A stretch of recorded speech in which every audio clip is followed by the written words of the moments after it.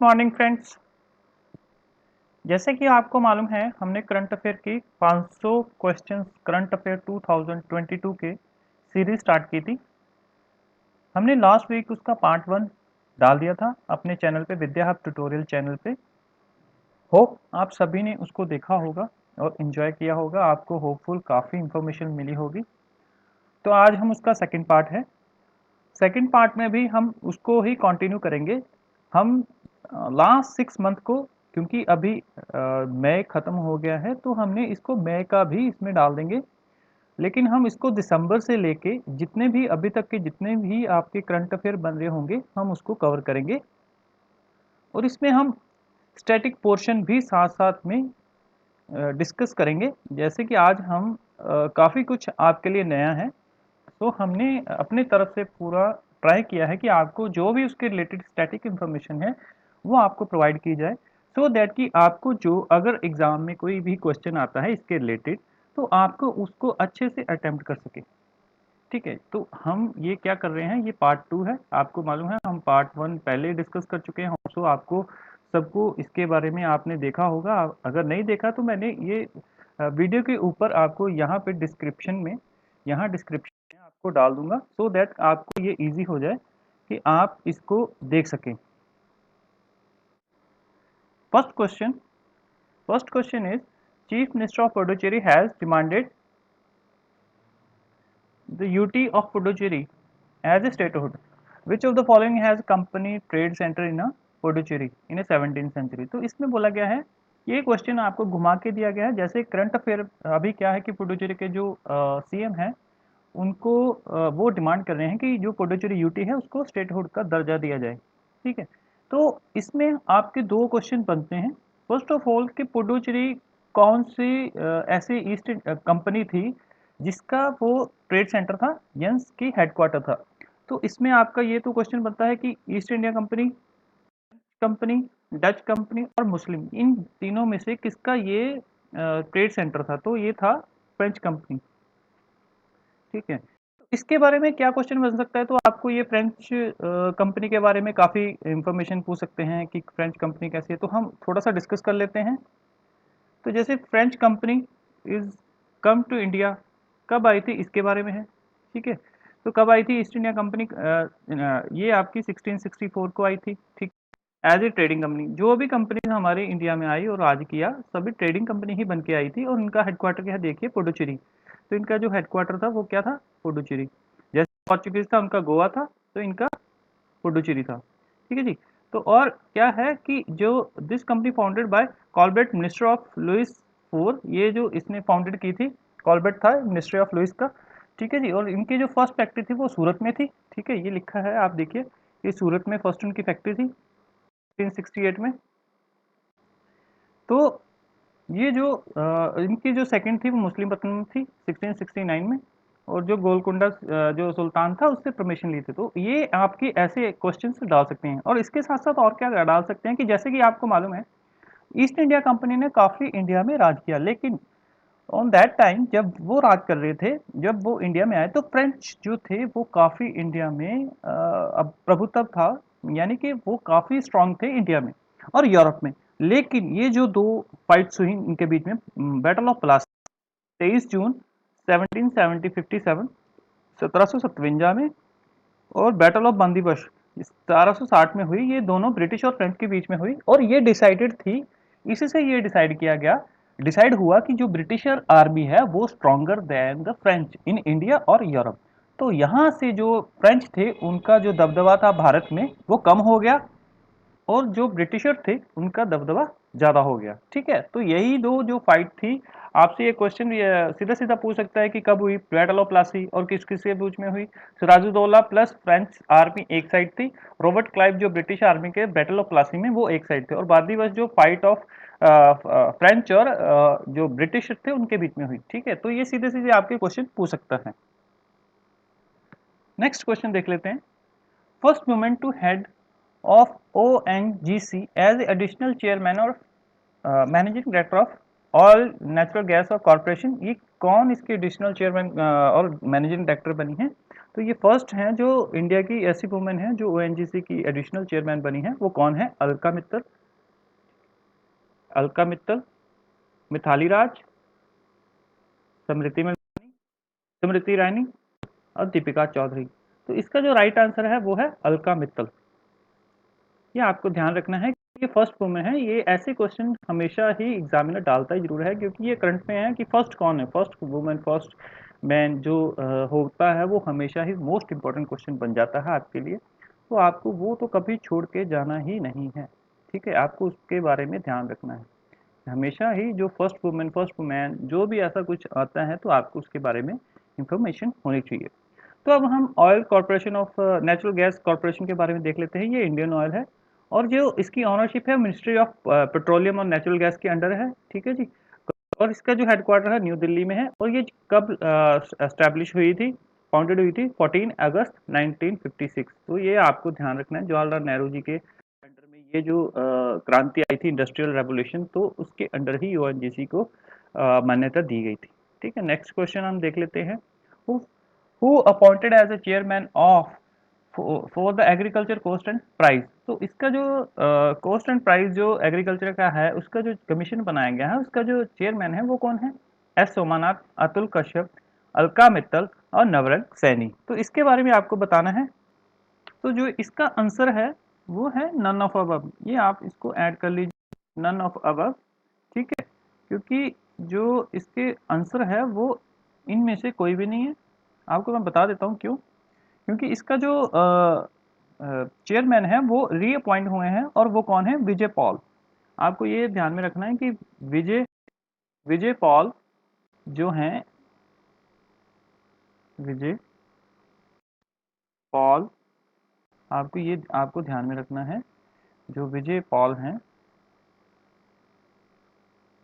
Paul, ये इनके से अपॉइंट हुए हैं, ठीक है जी। ये आपको ध्यान में रखना है। और आपको ये मैं बता देता हूँ, एस जो अतुल कश्यप जी हैं, ये के जो diplomat US India business council, उसके जो फॉर्मर डिप्लोमेट हैं, ये अपॉइंटेड, उनके हेड अपॉइंट किया गया है। अलका मित्तल आपको बता दिया गया है कि ओएनजीसी के। और जो ये नवरंग सैनी हैं, ये जो नवरंग सैनी हैं, ये आईबीबी, जो I means bank insolvency and bank करप्सी board of India, ये इसके जो एडिशनल चार्ज जिनको मिला गया है, तो इनका भी एक्सटेंड किया गया है। ये अभी आपको ध्यान में रखना है कि जो नवरंग सैनी हैं वो insolvency and bankruptcy board of India के जो एडिशनल चार्ज जो था, इनका एक्सटेंड किया गया, ठीक है जी। तो इनका जो आपको बता दिया गया है, नवरंग सैनी आईआईबी के, ठीक है, आईबीबीआई, अलका मित्तल ओएनजीसी, अतुल कश्यप मैंने आपको बता दिया अभी कि ये जो अतुल कश्यप जी हैं, ये अपॉइंटेड रीअपॉइंट हुए हैं यूएस इंडिया बिजनेस काउंसिल में। जो अपने डिप्लोमेट हैं, वो जो उनकी जो अपॉइंटेड है, वो हेड किनको किया गया है? अतुल कश्यप जी को, ठीक है जी। तो और इसका जो राइट आंसर है वो अजय, ठीक है, अजय जी को है, जो हमारे अजय पॉल शर्मा जी, विजय पॉल शर्मा जी। तो उनको अपॉइंट किया गया है chairman commission for the agriculture and coast price, ठीक है। नेक्स्ट क्वेश्चन हम देख लेते हैं। India first international corporation clearing corporation setup in which city, ठीक है। तो ये इंटरनेशनल क्लियरिंग कॉर्पोरेशन जो है वो कहाँ पे सेटअप किया गया है इंडिया में? तो कानपुर, गिफ्ट सिटी और कोलकाता। इसका राइट आंसर है गिफ्ट सिटी, गुजरात। तो ये इंटरनेशनल क्लियरिंग कॉर्पोरेशन क्या है? जो भी इंटरनेशनल ट्रांजेक्शन होती हैं उनको क्लियर करने के लिए ये जो कॉर्पोरेशन को सेटअप किया गया है अपना गिफ्ट सिटी, गुजरात में। Next question, Airtel payment bank get approval to operate as schedule bank under which of the following schedule consist of the, ये कॉन्स्टिट्यूशन। तो इसमें ये बताया गया कि कौन से हमारे जो शेड्यूल है उसमें ये इसके बारे में लिखा गया है। तो फर्स्ट शेड्यूल में लिखा गया है, सेकंड शेड्यूल में लिखा गया, थर्ड में लिखा गया और फोर्थ में। तो कौन से शेड्यूल में? तो ये इसका जो राइट आंसर है वो है सेकंड। इस सेकंड में इसके बारे में लिखा है गया है। तो इसके बारे में हम थोड़ा सा पढ़ लेते हैं कि बैंक ऑफ जो शेड्यूल बैंक क्या होते हैं। The bank in India, banking system जो है उसको कैटेगराइज किया गया है शेड्यूल बैंक और नॉन शेड्यूल में, शेड्यूल नॉन शेड्यूल में, ठीक है जी। और प्राइवेट बैंक और पब्लिक बैंक। तो शेड्यूल्ड बैंक क्या होते हैं और नॉन शेड्यूल्ड बैंक क्या होते हैं? वो जो शेड्यूल्ड बैंक होते हैं वो जो अंडर कैटेगरी जो सेकंड होती है, reserve Bank of India act 1934, जो आरबीआई का जो एक्ट है के अंडर जो शेड्यूल सेकंड है उसके अंडर कोई भी अगर बैंक आता है तो उसको हम क्या बोलते हैं? हम शेड्यूल बैंक बोलते हैं। और इनमें क्या डिफरेंसेस में हम एक टेबल की तरह, ये जो मैंने टेबल उठाया ये मैंने इंटरनेट से उठाया है। तो इसमें क्या है, मिनिमम कैपिटल देखिए आपकी क्या लिखी गई है, 5 लाख, अगर वो शेड्यूल बैंक है, और उसमें कुछ नहीं है। आपकी जो नॉन शेड्यूल बैंक होते हैं उनमें कुछ भी ऐसा नहीं होता गाइडलाइन। सेकेंडली वो जो C R R capital reserve ratio जो होती है, वो जो शेड्यूल बैंक है वो आरबीआई के साथ मेंटेन करता है, बट नॉन शेड्यूल बैंक में ऐसा कुछ भी मेंटेन करने के लिए नहीं होता है। और लिस्ट क्या होती है, सेकंड लिस्ट मैंने आपको बता दिया, शेड्यूल की सेकंड लिस्ट होती है जो अपना शेड्यूल बैंक के लिए, बट उनके लिए कोई भी। तो ऐसे ही ये जो आरबीआई से वो बोरोइंग कर सकते हैं जो शेड्यूल बैंक होते हैं, लेकिन जो नॉन शेड्यूल बैंक है वो कभी बोरोइंग, तो इसका ये सीधे सीधा आपके साथ वो ऑप्शन के साथ खेल सकता है, तो आपको इसके बारे में मालूम होना चाहिए, इसलिए मैंने आपको ये एक्स्ट्रा इन्फॉर्मेशन प्रोवाइड कर रहा हूँ। क्योंकि आजकल एग्जाम जो होते हैं वो सीधे सीधे क्वेश्चन नहीं डालता है, वो इसके रिलेटेड इन्फॉर्मेशन को ही डालते हैं। तो मैंने आपके लिए वो टेबल के अनुसार जैसा भी कन्वीनियंट आपको इजीली प्रोवाइड हो सके, मैंने उसके लिए आपके लिए बनाया है। होप आपको ये अच्छा लग रहा हो। अच्छा लग रहा है तो लाइक एंड सब्सक्राइब जरूर करना। Next question, first unicorn company of 2022 of India is. कौन सी ऐसी यूनिकॉर्न कंपनी है जो 22 की जो फर्स्ट है वो इंडिया की है? इंडिया की जो 22 में फर्स्ट है, एयरटेल, गुजरात टाइटन, मामा अर्थ, चेन्नई सुपर किंग। तो इसमें जो राइट आंसर है वो है थर्ड, मामा अर्थ। यूनिकॉर्न कंपनी क्या होती है? जिसकी जो वैल्यूएशन है वो जो लिस्टेड स्टॉक एक्सचेंज में होता है वो $1 बिलियन से ऊपर हो, उसको हम क्या बोलते हैं? First unicorn.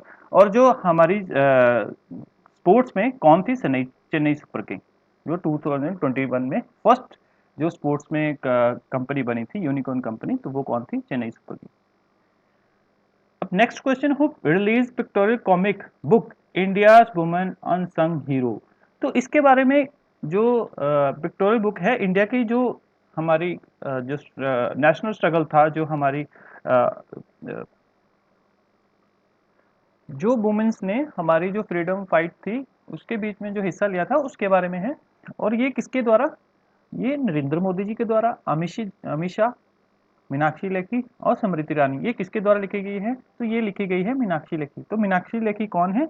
ये minister of state for culture, ये इनकी मिनिस्टर हैं। तो इनके द्वारा ये पिक्टोरियल की गई है, और इसको ये किसको डेडिकेटेड की है? माँ भारती को। तो ये आपको ये ध्यान रखना है, ये कॉमिक किसको डेडिकेटेड गई है? माँ भारती को। ये भी आपको ध्यान में रखना है।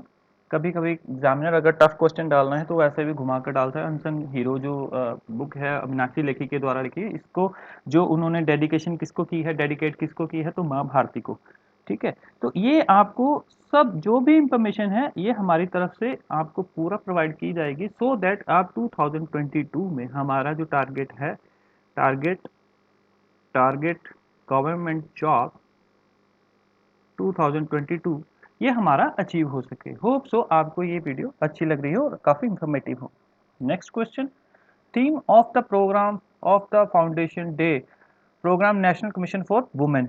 तो इसकी जो national commission for women program है उसकी जो थीम, फाउंडेशन डे की थीम जो क्या थी उसके बारे में पूछा गया है।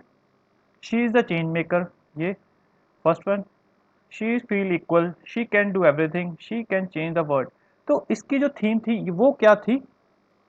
तो इसका जो राइट आंसर है वो क्या है? She the change maker, first one.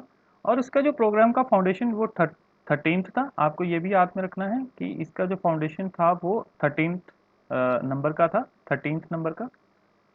ठीक है, और ये 31 जैन को मनाया जाता है हर साल। ठीक है, इसके बारे में रिलेटेड इंफॉर्मेशन देख लेते हैं। तो ये रिसेंटली इसका जो 13th फाउंडेशन डे मनाया गया। ठीक है जी, 31 जनवरी हर एक साल नेशनल कमीशन फॉर वुमेन के लिए ये सेलिब्रेट किया जाता है। और ये किसके अंडर होता है? ये national commission for women act 1990 को के अंडर मनाया जाता है। और ये स्टैचुरी बॉडी है, ये भी आपको ध्यान में। यही मैं आपको क्यों ये ऐसा सब कुछ आपको डिटेल में करवा रहा हूँ, क्योंकि आज आपको पता है एग्जामिनर बहुत स्मार्ट है, उसको मालूम है वो सीधे सीधे क्वेश्चन तो हर एक कर लेता है, लेकिन ऐसे अगर वो आपको स्टेटमेंट के रूप में जब वो 4 स्टेटमेंट्स आपको डाल देता है और उसमें से बोलता है कौन सी करेक्ट है कौन सी इनकरेक्ट। तो वहां पे स्टूडेंट को पजल हो जाता है कि अगर उसको फुल इंफॉर्मेशन उसके बारे में नहीं मालूम होगी तो उसको वो कर ही नहीं सकता। इसीलिए मैंने आपको ये सारी इंफॉर्मेशन जो भी इसको करंट अफेयर के साथ साथ सारी करंट जो आपको इंफॉर्मेशन होगी वो मैं प्रोवाइड करवाऊंगा। होप फॉर आपकी कि जो भी अगर कुछ भी उसके रिलेटेड क्वेश्चन आता है, मैं ये समझता हूँ अगर आप एग्जाम में अगर देखो 100 क्वेश्चन आता है, 100 में से आपको अगर अगर आपको उसमें से 80 क्वेश्चन ऐसे उसके रिलेटेड जितनी भी इंफॉर्मेशन है अगर आपको उसको आती है तो मैं नहीं समझता आपका जो एग्जाम है वो क्रैक नहीं हो सकता। तो वही अपना जो मोटिव है कि हम जितना करें उसको ऐसे करें कि उसके रिलेटेड कुछ भी स्टैटिक या करंट की कुछ भी इंफॉर्मेशन हो हमारी सारी कवर होनी चाहिए।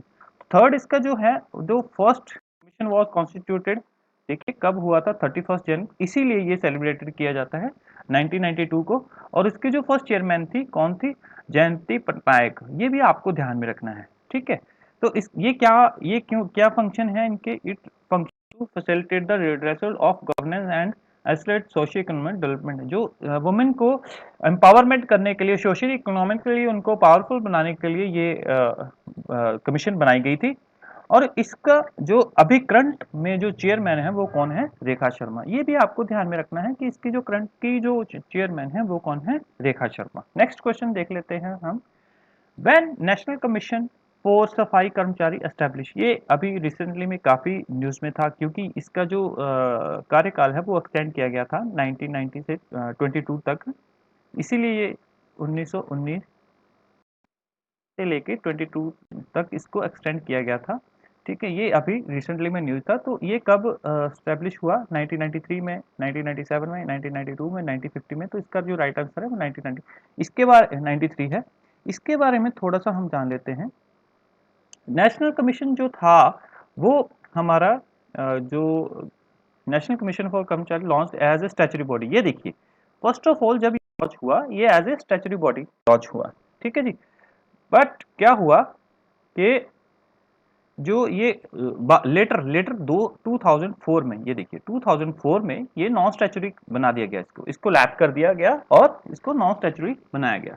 जो एक्ट है वो 1994 है। ठीक है, और ये जो लैप्स कर दिया गया था 2004 में, और इसको हर साल फिर एक्सटेंड, हर साल 3 साल के लिए एक्सटेंड किया जाता है, हर साल 3 साल के लिए। ये जैसे 94 में आया तो 97 तक। उसके बाद डेफिनेशन ऑफ कर्मचारी क्या था, पर्सन एंगेजिंग इन और एम्प्लॉयड फॉर सैनिटेशन। ये आपको ध्यान में रखना है, ये मोस्ट और हिज और डिपेंडेंट जो भी उसके इंक्लूडेड और हिज, जो सैनिटेशन के वर्कर थे, जो भी आपको मालूम है हम सभा जो भारत के लिए जितने भी हमारे वर्कर्स हैं सैनिटेशन के रिलेटेड, स्वच्छ भारत बनाने के रिलेटेड, जो भी हमें मालूम है कि हमारा स्वच्छ भारत का जो मिशन है वो मोदी जी के द्वारा स्टार्ट किया गया था। तो तो ये जो सफाई कर्मचारी था उनके उनके रूल्स उनके रेगुलेशंस बनाने के लिए, उनकी जो प्रोटेक्शन के लिए, उनके जो हक हैं उनके लिए ये बनाया गया था। और इनका जो टेन्योर है वो 3 साल के जो 19 में कवर होना था वो उसको एक्सटेंड करके मार्च 22 तक कर दिया गया था, इसीलिए ये रिसेंटली में न्यूज था। नेक्स्ट क्वेश्चन पार्ट, देखिए which country start infinite symbol to traffic for the first time. जो इनफाइनाइट हमें सबको मालूम है ये जो सिंबल है वो इनफाइनाइट का है। इनफाइनाइट मतलब ये स्टार्ट तो होता है लेकिन इसका कोई एंड नहीं है, इसका कोई एंड नहीं है। तो ये किसने सिंबल को स्टार्ट किया है, कौन सी कंट्री है जिसने ये सिंबल स्टार्ट किया है, सिंगापुर, दुबई, ईरान और चाइना। तो इसका जो राइट आंसर है वो है दुबई। और ये क्यों स्टार्ट किया गया है, सो दैट क्राउड, जो क्राउड है उसको टैकल करने के लिए ये जो सिंबल को यूज किया गया है। ठीक है, ये भी आपको ध्यान में रखना है, ये क्राउड के लिए जो हमारा पब्लिक ट्रांसपोर्टेशन है उसमें अगर क्राउड हो जाता है ट्रैफिक रूल्स के लिए, तो ट्रैफिक लाइटिंग के लिए इसको यूज किया गया है। तो किसके द्वारा फर्स्ट टाइम किया गया है, तो ये है दुबई। तो दुबई के बारे में हम एक और चीज जान लेते हैं कि जो पेपरलेस सरकार है, गवर्नमेंट है, वो कौन है, वो भी दुबई है। दुबई जो है पेपरलेस सरकार है, वहां पे ई जितने भी काम होते हैं वो पेपरलेस होते हैं। नेक्स्ट क्वेश्चन हम देख लेते हैं, find out the true statement about consumer protection act. ये देखिए अब आपको अगर कंज्यूमर प्रोटेक्शन एक्ट के बारे में फुल इंफॉर्मेशन नहीं होगी तो आप इसको तो अटेम्प्ट कर ही नहीं सकते, क्योंकि आप देखते ही इतनी बड़े क्वेश्चन को देखते ही आप बोलोगे ये तो क्या, ये तो छोड़ दो नेक्स्ट क्वेश्चन। तो बट होता ये बहुत इजी है।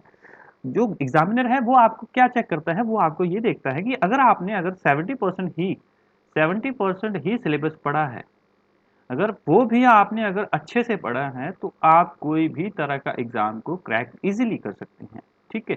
और ये जीके ऐसी चीज है, अगर आपने इसको 3-4 बार रिवाइज कर लेते हैं तो आपको ये छप जाता है, और आपको जो ऑप्शंस हैं अगर वो सामने आ जाती हैं तो आपको ये ध्यान में आता है और आप उसको इजीली। और अगर जैसे यूपीएससी और पीसीएस में अगर आपको एक्स्ट्रा इन्फॉर्मेशन जैसे चाहिए होती है, तो अगर आप ऐसे राइटिंग में होते हैं तो आपको ये कोडेड करना बहुत इजी हो जाता है, क्योंकि आपको एक सिंगल स्लाइड में करंट अफेयर के साथ इसको देख के आपको क्वेश्चन बना सकते हैं। तो आप इसको ऐसे आप इसको लेट करके आप इसको अपने एग्जाम के ऐसे राइटिंग में आप इसको यूज कर सकते हैं। नेक्स्ट क्वेश्चन जो है 50 लाख फॉर डिस्ट्रिक्ट कमीशन, ये इसके राइट आंसर है। More than 2 crore for the national commission. Third one 50 lakh to 2 crore for the state commission, और ऑल ऑफ अबव। तो इसका जो राइट आंसर है वो है ऑल ऑफ अबव। जो क्या है, जो कंज्यूमर प्रोटेक्शन 2019 है, वो 3 टायर क्वासी जुरिडिक्शन है, मैकेनिज्म है कि इसमें क्या होगा, स्टेट कमीशन भी होगा, डिस्ट्रिक्ट कमीशन भी होगा। ठीक है, पहले ये स्टेट सबसे लोअर वन स्टेट वाला, फिर अपना डिस्ट्रिक्ट वाला, फिर स्टेट वाला आएगा, फिर नेशनल वाला आएगा। ठीक है जी। तो उसी के हिसाब से आपको पता है लिमिट भी होगी। तो जो भी जुरिडिक्शन 50 लाख के अंडर अंडर अगर कस्टमर को इश्यू है, अगर उसकी वैल्यू जो है अगर 50 लाख के अंडर अंडर, तो वो डिस्ट्रिक्ट कमीशन के पास जाएगा। अगर 50 लाख टू 2 करोड़ है तो वो स्टेट कमीशन के पास जाएगा। अगर मोर देन 2 करोड़ है तो वो नेशनल कमीशन के पास जाएगा। ठीक है। तो हम इसके बारे में थोड़ा सा पढ़ लेते हैं कि ये जो 19 कंज्यूमर प्रोटेक्शन एक्ट है, ये पहले कौन सा था, ओल्डर वन 1986। ये भी आपको याद में रखना है कि जो पहले था वो 1986 था, अभी है 2019। तो इसमें 3 टायर क्वासी, जैसे मैंने आपको बताया, डिस्ट्रिक्ट, स्टेट एंड नेशनल, ये आपको ध्यान में रखना है। और इसको जो इसका डिस्ट्रिक्ट कमीशन, और ये देखिए आपको बताया गया है, तो फैसिलिटेट क्या करना है कि जो भी इनके जो कंप्लेंट्स हैं, अगर कस्टमर की कोई कंज्यूमर की उनको इश्यू है रिगार्डिंग क्वालिटी क्वांटिटी, तो उसकी वो कंप्लेंट ऑनलाइन डाल सकते हैं। उसके लिए क्या सेंट्रल गवर्नमेंट ने एक ई दाखिल पोर्टल, ये ई दाखिल पोर्टल कंज्यूमर के लिए है कि वो अगर वो फाइल करना चाहता है और वो अपनी जो लिमिट है 50 लाख डिस्ट्रिक्ट के लिए, 2 करोड़ तक की जो है वो स्टेट कमीशन, और नेशनल के लिए, तो उसके हिसाब से वो ई दाखिल में जाकर, ई दाखिल पोर्टल है उसका यूज करके उसमें अपनी जो भी प्रॉब्लम है वो डाल सकता है। Next question, lithium triangle formed by which of the countries. जो लिथियम ट्राइंगल मींस कि लिथियम जो है, वो जो लिथियम की जो बैटरीज बनती हैं उसमें जो जो लिथियम है वो कहाँ कहाँ पे सबसे ज्यादा वर्ल्ड में पाया जाता है। तो सबसे फर्स्ट ऑफ ऑल मैं आपको ये बताऊं कि जो लिथियम है, लिथियम की जो हाईएस्ट वो ऑस्ट्रेलिया में, ऑस्ट्रेलिया में। ठीक है। बट यहाँ पे क्या पूछा गया है कि अगर आपसे ये पूछा गया कि लिथियम का वर्ल्ड में लार्जेस्ट प्रोड्यूसर कौन है, तो वो ऑस्ट्रेलिया है, ये आपको ध्यान में रखना है। लेकिन यहाँ पे क्या पूछा गया है, लिथियम ट्राइंगल के बारे में पूछा गया है। लिथियम ट्राइंगल में कौन कौन सी कंट्री हैं, ट्राइंगल मींस ऑब्वियसली ये 3 कंट्रीज होंगी। ठीक है। तो बोलिविया, चिली और अर्जेंटीना, ये हैं बोलिविया, उरुग्वे और अर्जेंटीना। अर्जेंटीना, बोलिविया और पेरू, और ब्राजील, अर्जेंटीना और बोलाविया। तो इसके बारे में हम थोड़ा ये देखिए, आपको मैंने एक पिक्चर बनाई है, इसमें आपको देखिए ये चिली है, ये अर्जेंटीना है, और ये बोलिविया है। तो ये जो ट्राइंगल बन रहा है, आप देखिए ये जो ट्राइंगल बन रहा है, इसको ये इसके बारे में ही पूछा गया है। तो कौन कौन सा है, बोलिविया, चिले एंड अर्जेंटीना। तो ये जो है ये साउथ अमेरिका की कंट्रीज हैं, और ये जो 3 कंट्रियां मिलकर क्या बनाती हैं, लिथियम ट्राइंगल। ठीक है। और सेकंड हाईएस्ट जो है वो चिली है। आपको ये भी ध्यान में रखना है कि चिली जो है वो लिथियम का सेकंड हाईएस्ट प्रोड्यूसर है। तो आपको इसके बारे में भी ध्यान रखना है। नेक्स्ट क्वेश्चन,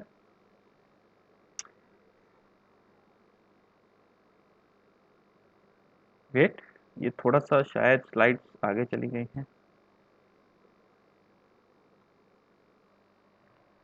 ये आपको एक एक्स्ट्रा इंफॉर्मेशन है। ये एक्चुअली आई थिंक जो क्वेश्चन है वो इसका स्किप हो गया है।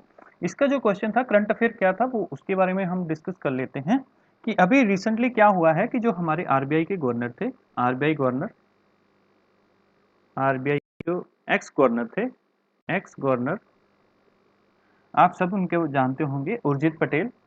ठीक है, वो क्या बने हैं अभी, AIIB के वाइस चेयरमैन उनको बनाया गया है। तो ये उस करंट अफेयर की न्यूज़ थी कि उनको जो हमारे उर्जित पटेल जी थे, उर्जित पटेल, ठीक है, उनको क्या किया, वाइस चेयरमैन बनाया गया, वाइस चेयरमैन। तो आपको ये करंट अफेयर की न्यूज़ है कि सीधे सीधे क्वेश्चन में कौन से किसको AIIB का जो चेयरमैन है बनाया गया है, तो उसके किसको बनाया गया है, उर्जित पटेल, और वो कौन थे, वो एक्स गवर्नर थे RBI के, फॉर्मर गवर्नर।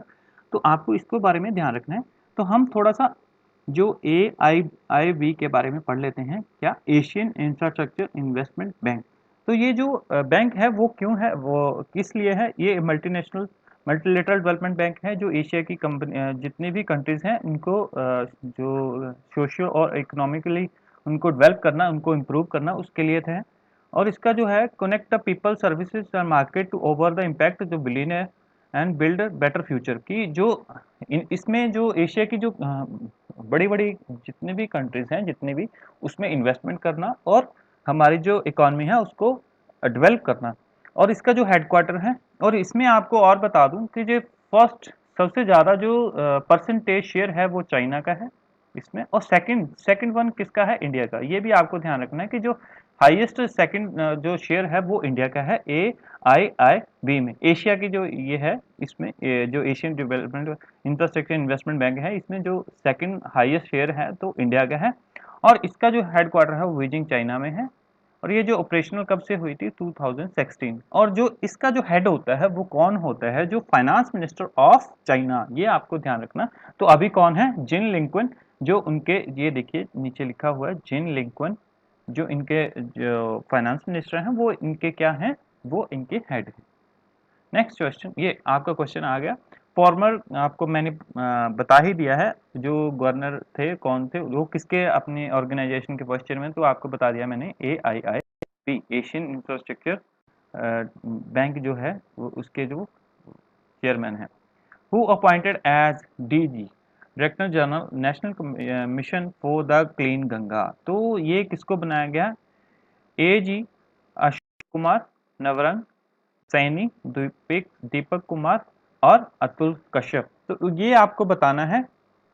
तो इसका जो राइट आंसर है वो क्या है, जी अशोक कुमार। बट यहाँ पे आपको देखिए नवरंग सैनी है, मैंने आपको पीछे बताया ये कौन है, ये insolvency and bankruptcy board of India IBBI के जो चीफ है, जिनकी एक्सटेंशन की है IBBI। मैंने जो ऑप्शंस लिए हैं, जो हमारी टीम ने ऑप्शन लिए हैं, वो इसीलिए लिए हैं सो दैट कि हमने जो आपकी रिवीजन भी होती जाए और साथ साथ में आपको ये भी याद रहे कि कौन किसके रिलेटेड है और कौन सा किसका चेयरमैन है, ठीक है। तो ये जो दीपक कुमार जी हैं, ये कौन है, RBI ने अभी जो 2 न्यू एग्जीक्यूटिव डायरेक्टर्स को अपॉइंट किया, वन ऑफ देम ये है न्यू एग्जीक्यूटिव, ठीक है, एग्जीक्यूटिव डायरेक्टर। तो एक तो ये है, और सेकंड कौन है, सेकंड आपका है अजय कुमार चौधरी, ठीक है जी। First of all Ajay Kumar Chaudhary, ये आपको ध्यान में रखना है कि RBI ने न्यू एग्जीक्यूटिव डायरेक्टर को अपॉइंट किया है। तो एक तो है दीपक कुमार जी और दूसरा कौन है, अजय कुमार चौधरी। और जो आपको अतुल कश्यप जी मैंने आपको बताया था कि इंडिया बिजनेस काउंसिल के जो हमारे हेड हैं, ठीक है, जो चैम्बर ऑफ कॉमर्स जो USA में है, उसके जो हेड हैं वो कौन है, अतुल कश्यप। तो आपको ये बिजनेस काउंसिल के जो हेड हैं, आपको इंडियन बिजनेस काउंसिल के, ठीक है, तो ये भी आपको ध्यान में रखना है। तो इसका जो राइट आंसर है वो क्या है, first one, G Ashok. Next, Azad Patel made a record 10 wicket in an inning. Azad Patel ji हैं, जो प्लेयर हैं, वो कौन सी कंट्री के हैं, विच ऑफ द कंट्री किसकी हैं, जिन्होंने एक ही इनिंग में, जैसे एक इनिंग में 10 विकेट लेना बहुत बड़ी बात होती है। इससे पहले अनिल कुंबले जी थे, अनिल कुंबले जो इंडिया के थे, उन्होंने ये पहले कारनामा किया था। तो अभी ये आजाद पटेल कहाँ के हैं, इंडिया के, न्यूजीलैंड के, ऑस्ट्रेलिया के और पाकिस्तान के। ये जो प्लेयर हैं वो न्यूजीलैंड से, लेकिन ये हैं इंडियन। ये आपको ध्यान में रखना है, ये इंडियन है, लेकिन ये प्लेयर खेल कहाँ से रहे हैं, न्यूजीलैंड से। और इन्होंने ये जो रिकॉर्ड बनाया इंडिया के अगेंस्ट बनाया, ये भी देखिए कि जो इंडिया का प्लेयर है लेकिन खेल बाहर से रहे, न्यूजीलैंड की तरफ से रहे हैं, लेकिन जो 10 विकेट इनिंग टेस्ट में, ये भी किया किस में है, ये भी आपको ध्यान में रखना है, टेस्ट मैच में। टेस्ट मैच में ये 5 डे का मैच होता है, ये आप सबको मालूम है। 1 डे जो होता है वो 50-50 का होता है, और T20 तो आपको मालूम है, जो T20 क्या होता है, 20-20 ओवर्स, और एक ओवर में 6 बॉल्स होती हैं, ये आप सबको ध्यान में रखना है। ठीक है जी। तो रिसेंटली हमारे जो इंडिया के जो कोच हैं वो कौन है, वो राहुल द्रविड़। राहुल द्रविड़, ये भी आपको ध्यान में है कि किसको अपॉइंट किया गया है, Rahul Dravid. Next, Legend League Cricket has appointed which of the cricketer as ambassador to promote the women empowerment। तो जो लेजेंड लीग है, वो जो क्रिकेट है, जो जिसमें क्या है कि जो भी हमारे ओल्ड, जो हमारे रिटायरी जितने भी हैं, वो उस क्रिकेट में खेलते हैं। हमें, हम सब मान, जैसे कि हमारे सबके जो फेवरेट हैं, सचिन हैं, सहवाग हैं, गांगुली हैं, उनमें वो खेलते हैं। तो उनको जो जो उनका ब्रांड एम्बेसडर है, वो किसको चूज किया गया है, वो एक वुमन है। ठीक है, सो दैट की वुमन हमारी डेवलप किया जाए सोशली और इकोनॉमिकली। तो मिथाली राज, झूलन गोस्वामी, स्मृति मंधाना और मीराबाई चानू।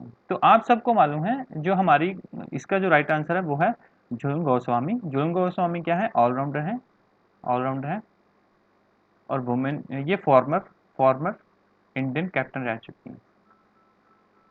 ठीक है, next question, Narendra Kumar Goenka appointed as a new chairman of which organisation.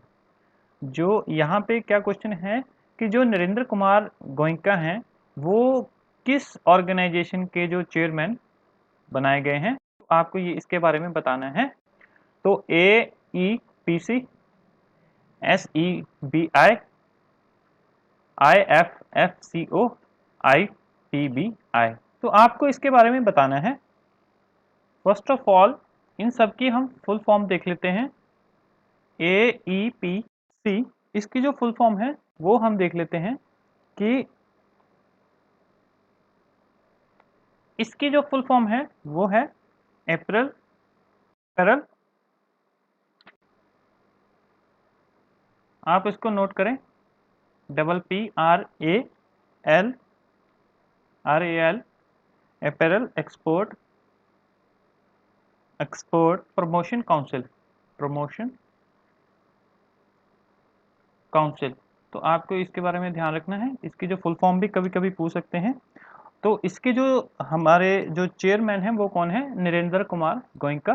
ठीक है, अब ये लिखा है SEBI, stock exchange board of India. इसके जो चेयरमैन हैं वो कौन है, वो है माधवीपुरी।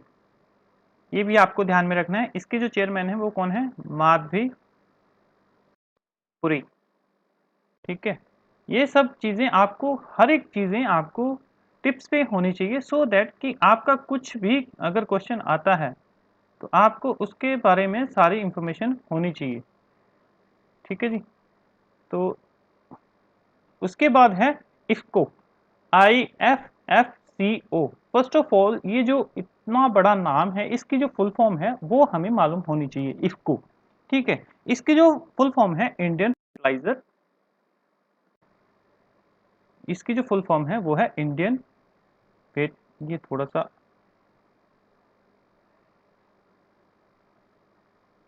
इसकी जो फुल फॉर्म है आप नोट कर लीजिए, Indian farmer,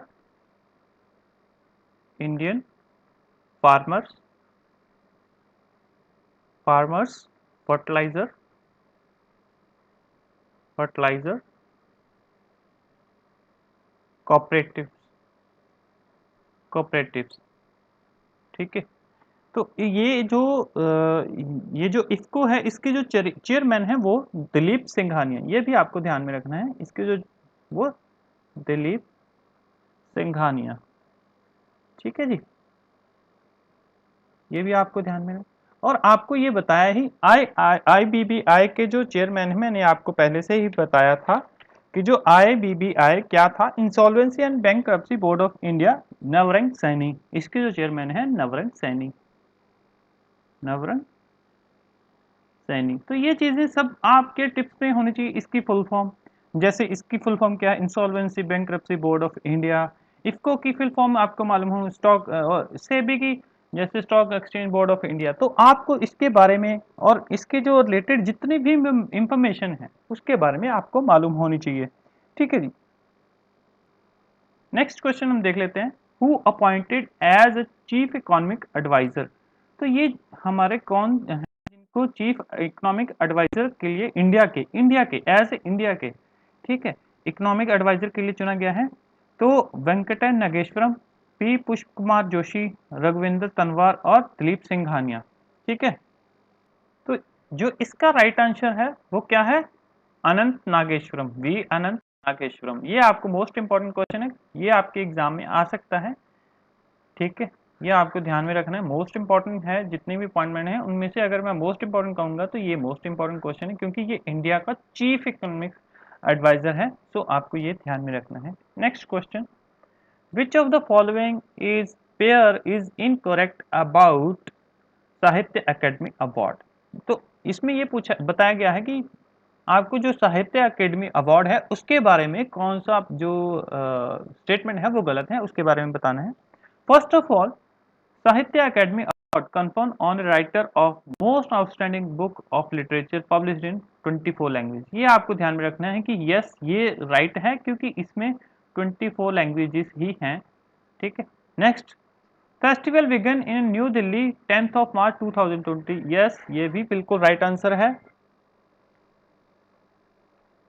third, it first conferred in 1955। Yes भी राइट आंसर है। Sahitya Akademi has recognised English and Rajasthani and Hindi. तो ये आपकी जो स्टेटमेंट है ये गलत है, क्योंकि जो साहित्य अकादमी है वो इंग्लिश और राजस्थानी को रिकॉग्नाइज करता है।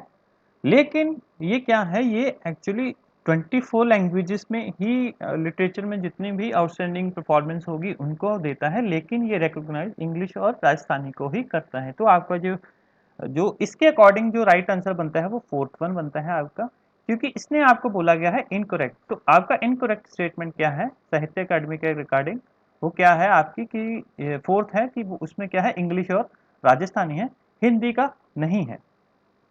Best actor for 79 annual golden globe award is.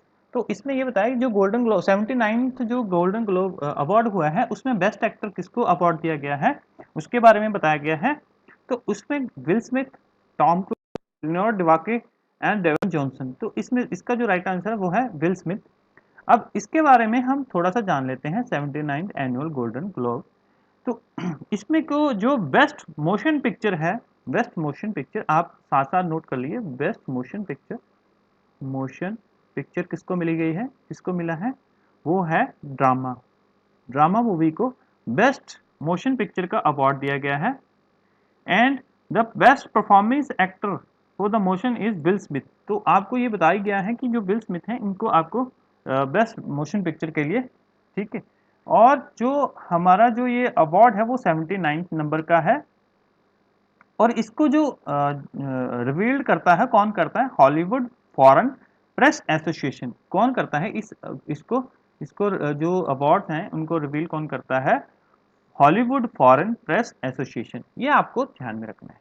Next question, former prime minister Shinzo Abe honoured with the Netaji award 2022 belong to which country. जो नेताजी सुभाष चंद्र बोस जी के उस पे हमारा एक अवार्ड है वो किसको मिला है, कि कौन से ऐसे फॉर्मर मिनिस्टर किस कंट्री के हैं जिनको ये अवार्ड दिया गया है, चाइना के हैं या जापान के हैं, बांग्लादेश के, श्रीलंका के। तो इसका जो राइट आंसर है वो है जापान। जापान के जो फॉर्मर मिनिस्टर हैं, जो प्राइम मिनिस्टर थे शिंजो एबे, उनको ये नेताजी अवार्ड 2022 से नवाजा गया है। Next question, who released 17th global risk report 2022।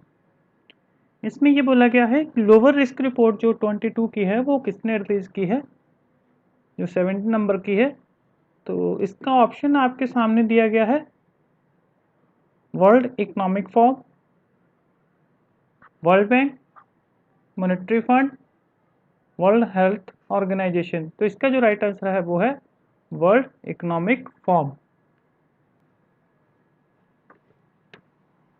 World economic forum जो है उसका जो हेडक्वार्टर है वो है कैंटन ऑफ जिनेवा स्विट्जरलैंड। ये आपको ध्यान में रखना है, इनके जो हेडक्वार्टर मैं आपको लिखवा रहा हूँ ये आपको नोट करते जाना है कि इसका जो हेडक्वार्टर है वो कैंटन जिनेवा स्विट्जरलैंड, जहाँ पे इनका हेडक्वार्टर है। और जो इनके जो चेयरमैन हैं, जो वर्ल्ड इकोनॉमिक उसके, तो इसका आप नोट कर लीजिए, कैंटन कैंटन जिनेवा। जिनेवा में इसकी एक जगह है, जिनेवा स्विट्जरलैंड। ये आपको ध्यान में रखना है कि जो इसका जो हेडक्वार्टर है वो कहाँ पे है, कैंटन जिनेवा स्विट्जरलैंड, ये जगह का नाम है। उसके बाद इसका जो चेयरमैन है वो कौन है, जो वर्ल्ड इकोनॉमिक फोरम का चेयरमैन कौन है, वो हैं आपके वॉच ब्रेंडे। ये आपको ध्यान में रखना है, ये इनके चेयरमैन हैं। और इसके द्वारा काफ़ी और जो रिपोर्ट्स हैं वो रिलीज़ की जाती हैं। तो अभी के लिए आपको ग्लोबल रिस्क रिपोर्ट जो है वो इसके द्वारा दी गई है। तो जो नेक्स्ट आप देखिए, जैसे यहाँ वर्ल्ड बैंक है, वर्ल्ड बैंक का जो हेडक्वार्टर है वो आप सबको मालूम है वाशिंगटन डीसी है। और जो IMF इंटरनेशनल मॉनेटरी फंड है, इनका भी जो हेडक्वार्टर है वो भी वाशिंगटन डीसी है।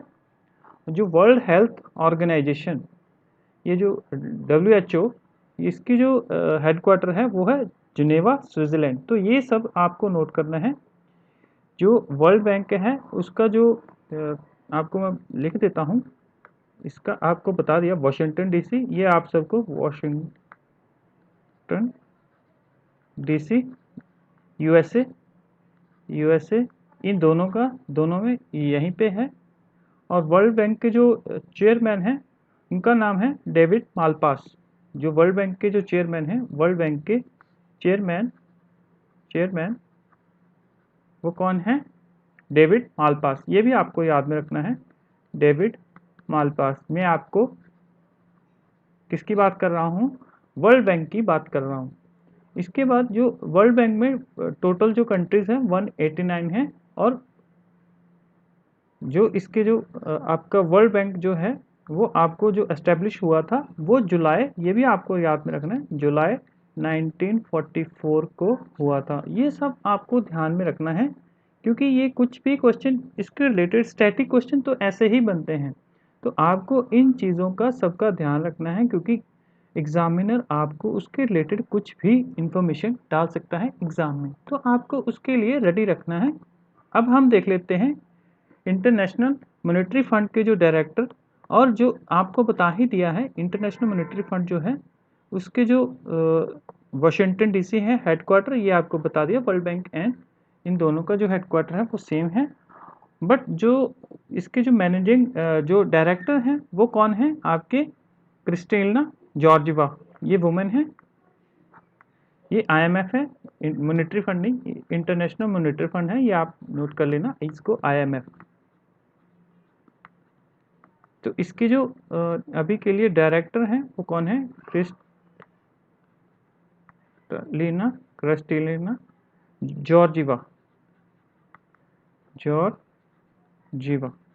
ये आप सबको ध्यान देना है।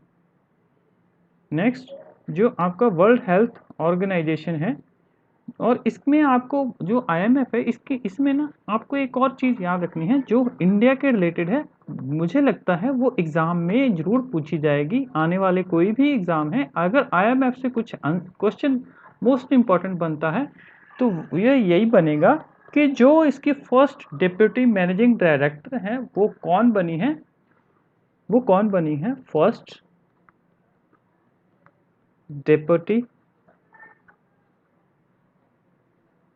Deputy managing director. तो कौन बनी है, ये इंडिया अमेरिकन गीता गोपीनाथ। तो ये आपको ध्यान में रखना है, ये इंडिया की NRI हैं, इंडो अमेरिकन है। तो ये IMF की फर्स्ट डिप्टी MD बनी है। तो ये मोस्ट, आप इसको स्टार कर लीजिए, ये मोस्ट इम्पॉर्टेंट क्वेश्चन है, ये एग्ज़ाम में आने की मोस्ट प्रोबेबिलिटी है, क्योंकि ये इंडिया की हैं और ये फर्स्ट हैं। जो मैनेजिंग डायरेक्टर हैं IMF की। उसके बाद जो हमारा आ जाता है वो आता है वर्ल्ड हेल्थ ऑर्गेनाइजेशन के बारे में थोड़ा सा पढ़ लेते हैं। वर्ल्ड हेल्थ ऑर्गेनाइजेशन जो है वो जो यूनाइटेड नेशन जो इसकी है उसकी जो जैसे कि हम जानते ही हैं कि जो हेल्थ के रिगार्डिंग कुछ भी अगर इशू अगर होता है तो उसके बारे में जो वर्ल्ड हेल्थ ऑर्गेनाइजेशन काफ़ी एक्शन लेता है। और इसका जो हेडक्वार्टर है वो कहाँ पे है? Geneva, Switzerland. इसका जो हेडक्वार्टर जिनेवा, जिनेवा स्विट्ज़रलैंड, ये आप सबको ध्यान में देना है। और ये जो इसके जो अभी जो इसके डायरेक्टर हैं वो आपको ध्यान में रखना है। फिर से ये रीअपॉइंटेड हुए हैं, फिर से री इलेक्ट हुए हैं। कौन हुआ है? टेड्रोस, टेड्रोस एडनॉम एडहामन गार्बस। ये फिर से गार्बस, ये आपको ध्यान में देना है। नेक्स्ट हम देख लेते हैं ये जो वर्ल्ड इकोनॉमिक फोरम है उसके बारे में कुछ एक्स्ट्रा इंफॉर्मेशन है आपको ध्यान में देनी है। इसमें क्या है कि ये एक इंटरनेशनल नॉन गवर्नमेंटल, क्योंकि ये गवर्नमेंट के अंडर नहीं आते तो इंटरनेशनल नॉन गवर्नमेंट ऑर्गेनाइजेशन है। और इसका जो हेडक्वार्टर मैंने आपको बता दिया, कोलोंगी कैंटन जिनेवा, ठीक है, स्विट्जरलैंड में है। It founded it 24 January 1971। Most important कि ये कब 24 जैन को इस्टेब्लिश हुई? 1971 में। और किसके द्वारा? जर्मन इंजीनियर, इकोनॉमिक्स इंजीनियर थे और इकोनॉमिक्स थे कौन? क्लॉस सेक्वास। ये काफ़ी टाइम क्वेश्चंस में आया है। तो आपको इसको ये सीधे सीधे क्वेश्चन बन जाता है कि कौन जो एक वर्ल्ड इकोनॉमिक्स फोरम है उसकी जो किसने ये एस्टेब्लिश की थी। तो ये सीधे सीधा क्वेश्चन बन जाता है। जर्मन इंजीनियर थे और इकोनॉमिक्स थे जिन्होंने ये लॉन्च की थी। तो कौन था? क्लॉस सेक्वास। जो इसकी जो इस साल की जो ये देखिए जो इसकी जो होस्ट करता है वर्ल्ड इकोनॉमिक जो मीटिंग होती है वो always Davos Swiss city. Davos always, ये आपको ध्यान रखना है कि दावोस में ही इनकी जो एनुअल मीटिंग होती है वो ऑलवेज दावोस में होती है। ये भी सीधे सीधे क्वेश्चन होता है कि जो annual meeting world economic forum की होती है वो कहाँ पे होती है। तो ये आपको ध्यान में रखना है, ये दावोस में होती है। नेक्स्ट, इसके चेयरमैन कौन है? ये मैंने आपको अभी बताया था थोड़ी देर पहले, तो फिर से देख लेते हैं। इसके जो चेयरमैन है वो कौन है? वो वॉर्जन ब्रेंड, ये आपको लिखा हुआ है वॉर्जे ब्रेंडे इसके जो चेयरमैन हैं। अब ये देख लेते हैं कि जो वर्ल्ड इकोनॉमिक फोरम है ये काफ़ी रिपोर्ट्स को रिलीज करता है। उनमें से फर्स्ट है ट्रैवल एंड टूरिस्ट कम्पिटिवनेस रिपोर्ट, जिसमें इंडिया का रैंक 54 है। सेकंड, ग्लोबल कम्पिटिवनेस रिपोर्ट, जिसमें इंडिया का रैंक जो है 43 है। Global energy transition index report, जिसमें इंडिया का रैंक 87 है। इंक्लूसिव डेवलपमेंट इंडेक्स, इंडिया का रैंक 62 है। ये सीधे सीधे क्वेश्चन बनते हैं और इसमें क्या पूछा जा, दो क्वेश्चन पूछे जा सकते हैं। फर्स्ट ऑफ ऑल कि ये कौन रिलीज करता है। सेकेंडली ये पूछा जा सकता है इंडिया का रैंक क्या है। तो मैंने दोनों ही आपको बता दिया, ये सीधे सीधे एक एक नंबर के क्वेश्चन हैं। या फिर जैसे स्टेट लेवल में क्या होता है, जैसे आपके राजस्थान में है या यूपी, बिहार, MP, पंजाब, जो भी स्टेट लेवल के एग्ज़ाम हैं वो उसमें सीधे सीधे क्वेश्चन पूछा जाता है। ग्लोबल कम्पिटिटिवनेस रिपोर्ट कौन रिलीज करता है? तो वहाँ पे वर्ल्ड बैंक लिखा होगा, इकोनॉमिक फोरम लिखा होगा। तो आपको ये ध्यान में रखना है, ये जो रिपोर्ट्स हैं ये वर्ल्ड इकोनॉमिक फोरम के द्वारा रिलीज की जाती हैं। फिफ्थ जो रिपोर्ट है ह्यूमन कैपिटल इंडेक्स, जिसमें इंडिया का जो रैंक है वो 103 है। Next, global gender gap index, जिसमें इंडिया का रैंक जो है वो 140 है। काफ़ी पुअर हैं हम, काफ़ी पीछे हैं। तो इसमें हमें ग्लोबल जेंडर गैप को हमें अभी काफ़ी इम्प्रूव करना है, हम काफ़ी पीछे हैं। तो ये जो रिपोर्ट्स थी ये सारी रिपोर्ट्स वर्ल्ड इकोनॉमिक फोरम के द्वारा रिलीज़ की जाती हैं। तो आपको क्या क्या ध्यान में रखना है? एक तो क्या, ये कब आई थी वर्ल्ड इकोनॉमिक फोरम? 24 जनवरी 1971 में आई थी। किसके द्वारा? क्लॉस एक्वास के द्वारा। और इसकी जो एनुअल मीटिंग कहाँ होते हैं, दावोस स्विस सिटी में होते हैं। इसका चेयरमैन कौन है, बॉर्गर ब्रांडेज हैं।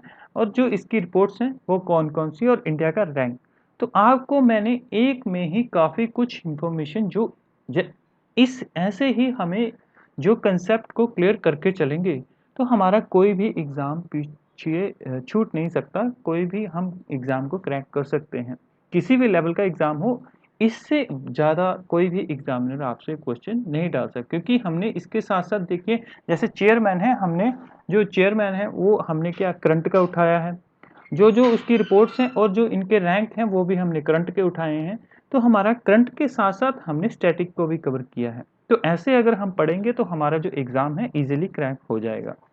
नेक्स्ट क्वेश्चन हम देख लेते हैं, who release annual report on अमर्टमेंट स्कीम 2020 एंड 21। तो उसमें एनुअल जो अमर्टमेंट स्कीम है वो किसने रिपोर्ट की है, तो हम देख लेते हैं, security exchange board of India, state bank of India, reserve Bank of India, ministry of finance. तो ये किसके द्वारा की गई है, ये रिजर्व बैंक ऑफ इंडिया। तो हम रिजर्व बैंक ऑफ इंडिया के बारे में थोड़ा सा पढ़ लेते हैं। रिजर्व बैंक ऑफ इंडिया कब इस्टेब्लिश हुआ था, 1 अप्रैल 1935। मोस्ट इंपॉर्टेंट क्वेश्चन, काफ़ी टाइम ये आता है कि आरबीआई जो है वो कब हमारा इस्टेब्लिश हुआ था, तो ये 1 अप्रैल 1935। और इसका जो एक्ट कौन सा है, 1934, ये आपको ध्यान में रखना है। रिजर्व बैंक ऑफ इंडिया जो है वो 1934 के एक्ट के अकॉर्डिंग आया था।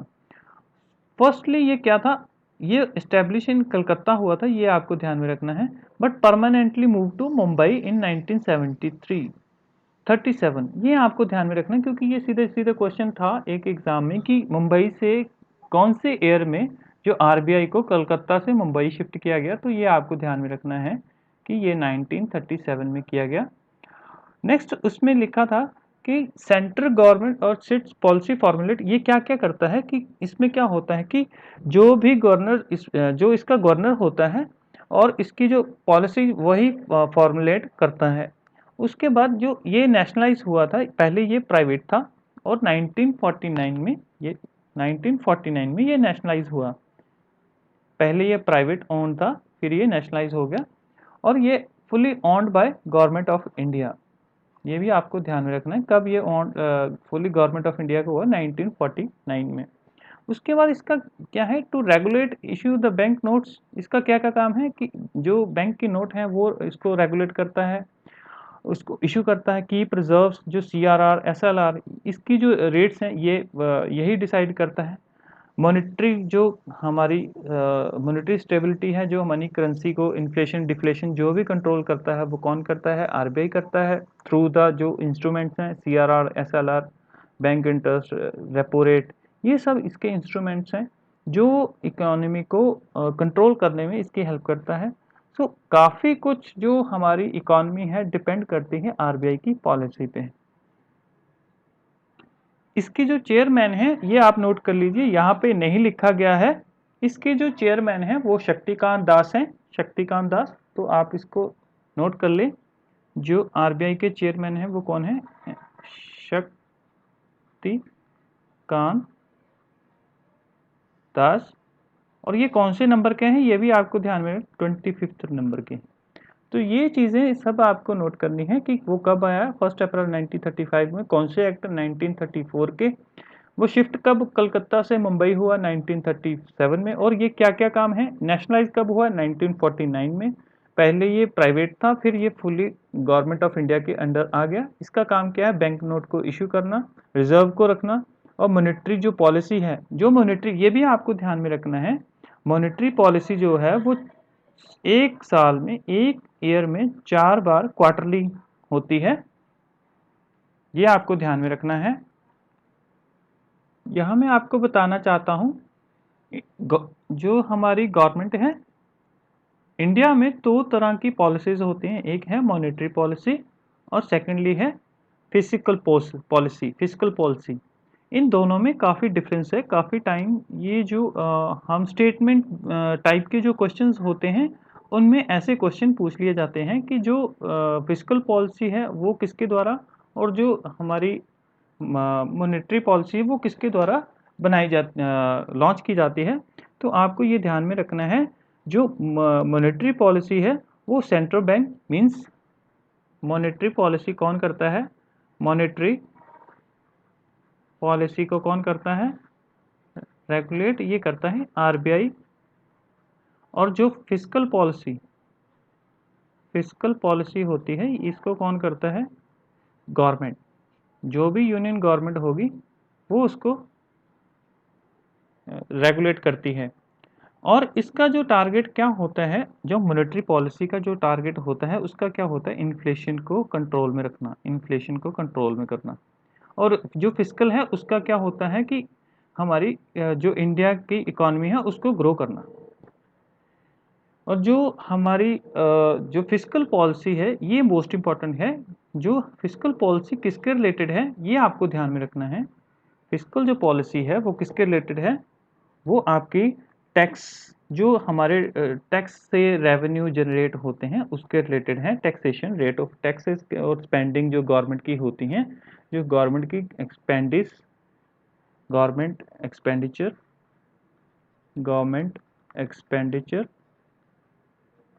प्लस टैक्स जो government through property tax, income tax, sale tax, indirect tax, जो भी टैक्स जिस तरह का भी टैक्स है वो सारा किसमें, फिस्कल पॉलिसी के अंडर आता है। और जो हमारा जो मॉनेटरी पॉलिसी है उसमें क्या होता है, चेंज ऑफ इंटरेस्ट एंड जो मनी सप्लाई उसको कंट्रोल करता है। ये एक बड़ा इसमें डिफरेंस है, ये आपको ध्यान में रखना है। मॉनेटरी पॉलिसी क्या करती है, monetary policy rate of interest को बढ़ाती है, उससे क्या होता है, सप्लाई ऑफ मनी, जो मनी की सप्लाई है उसमें कमी। अब जेके जैसे अगर इंडिया में अगर इन्फ्लेशन बढ़ती है, जैसे समझ लीजिए इन्फ्लेशन बढ़ती है तो क्या करेगा आरबीआई, क्या करेगा कि इंटरेस्ट को बढ़ा देगा, इंटरेस्ट को बढ़ा देगा। तो लोग क्या करेंगे, लोन कम लेंगे तो क्या होगा, हमारी जो इन्फ्लेशन है वो उनके कंट्रोल में आ जाएगी। तो ऐसे मॉनेटरी पॉलिसी के जो आरबीआई के द्वारा की जाती है। तो सिंपल ये मैंने आपको क्या बताया कि जो फिस्कल पॉलिसी किसके रिलेटेड है, एक तो जो गवर्नमेंट के एक्सपेंडिचर्स होते हैं, जो कहाँ कहाँ उसने जो एक्सपेंडिचर जो स्पेंड किए हैं। और सेकेंडली उनको रिसिट कहाँ कहाँ से, टैक्स कहाँ से आए हैं, उनका टैक्सेशन जैसे income tax, sales tax, GST, ये सब किसके अंडर आता है, ये आपका फिस्कल पॉलिसी के अंडर आता है। लेकिन मॉनेटरी पॉलिसी के अंडर क्या आता है, ये क्या करती है, चेंज ऑफ इंटरेस्ट जैसे सीआरआर, एसएलआर, बैंक रेट, ये सब को चेंज करके मनी सप्लाई को कंट्रोल करती है। ये इसका मेन जो डिफरेंसेस है दोनों का, ये आपको ध्यान में रखना है, आपको नोट करते जाना है। काफ़ी इंफॉर्मेशन मैंने आपको प्रोवाइड की है। होप आप इसको एंजॉय कर रहे हो और आप इसके नोट्स भी बना रहे हो।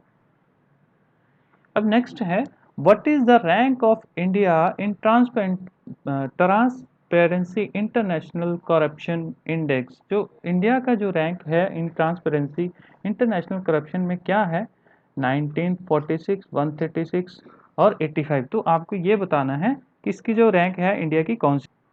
तो जो इसका राइट आंसर है वो है 85th। अब हम थोड़े जो रैंक्स हैं उसके बारे, रैंक्स और रिपोर्ट्स के बारे में देख लेते हैं।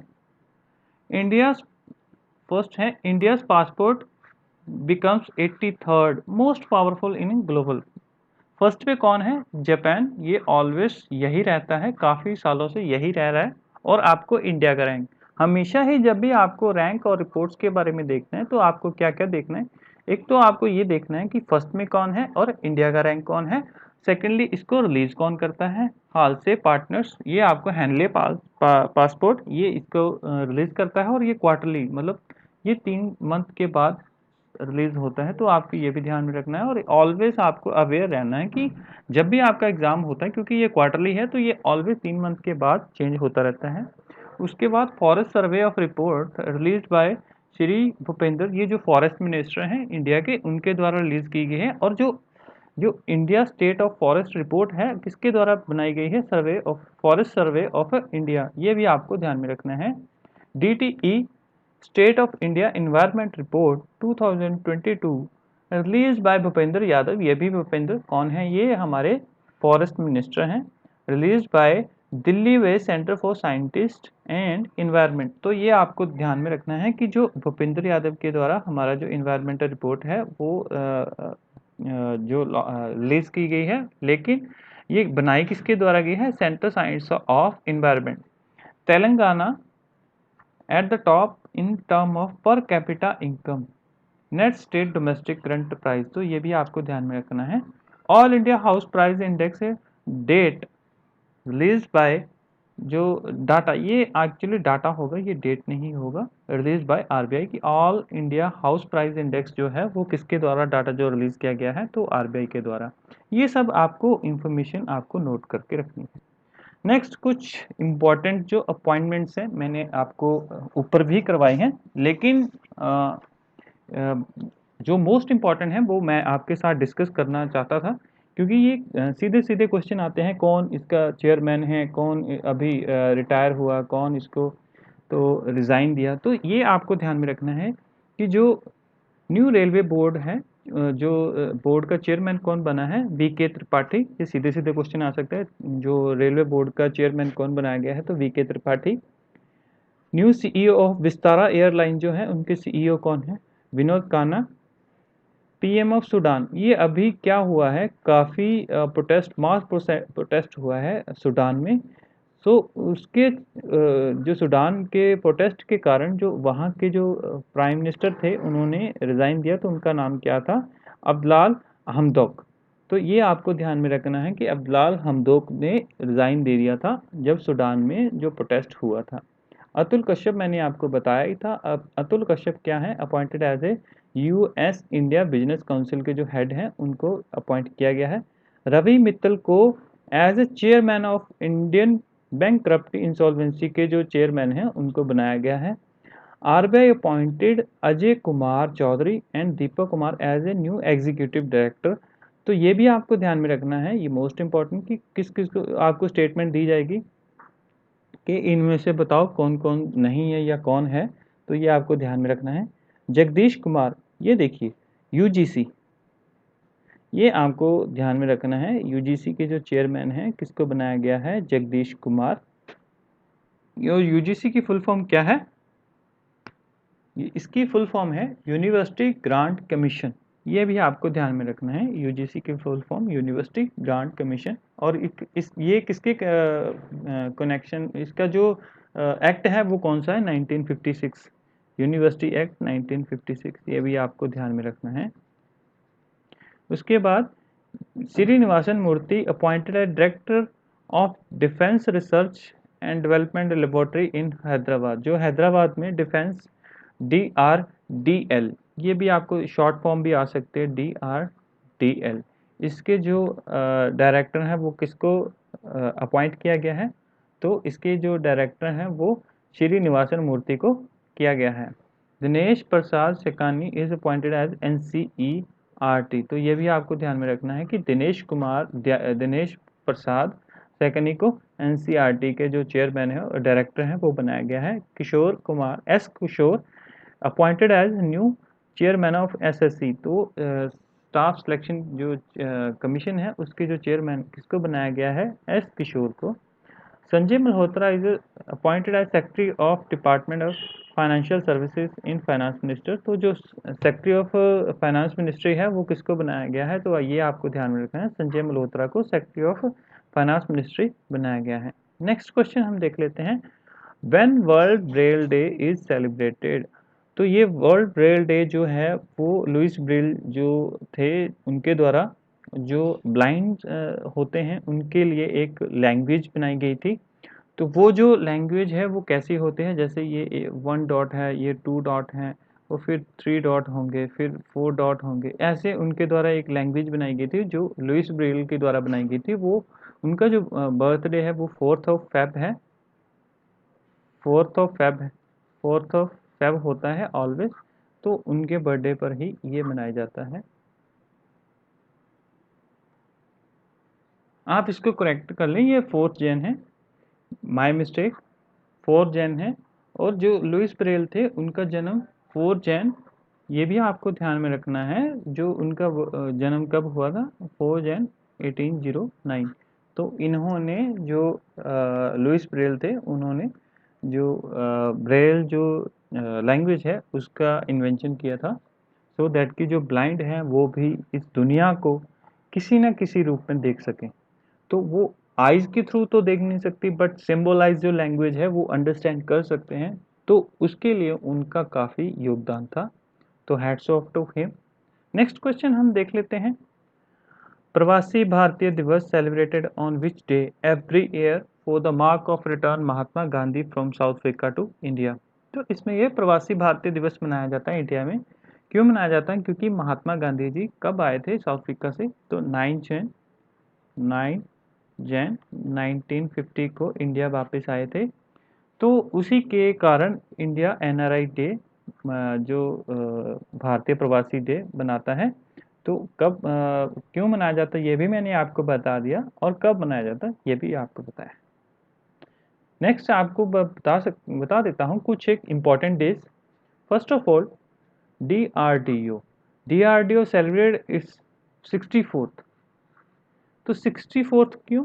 क्योंकि 1 जैन 1958, तो आप उसके हिसाब से देख लीजिए, तो ये 64th है।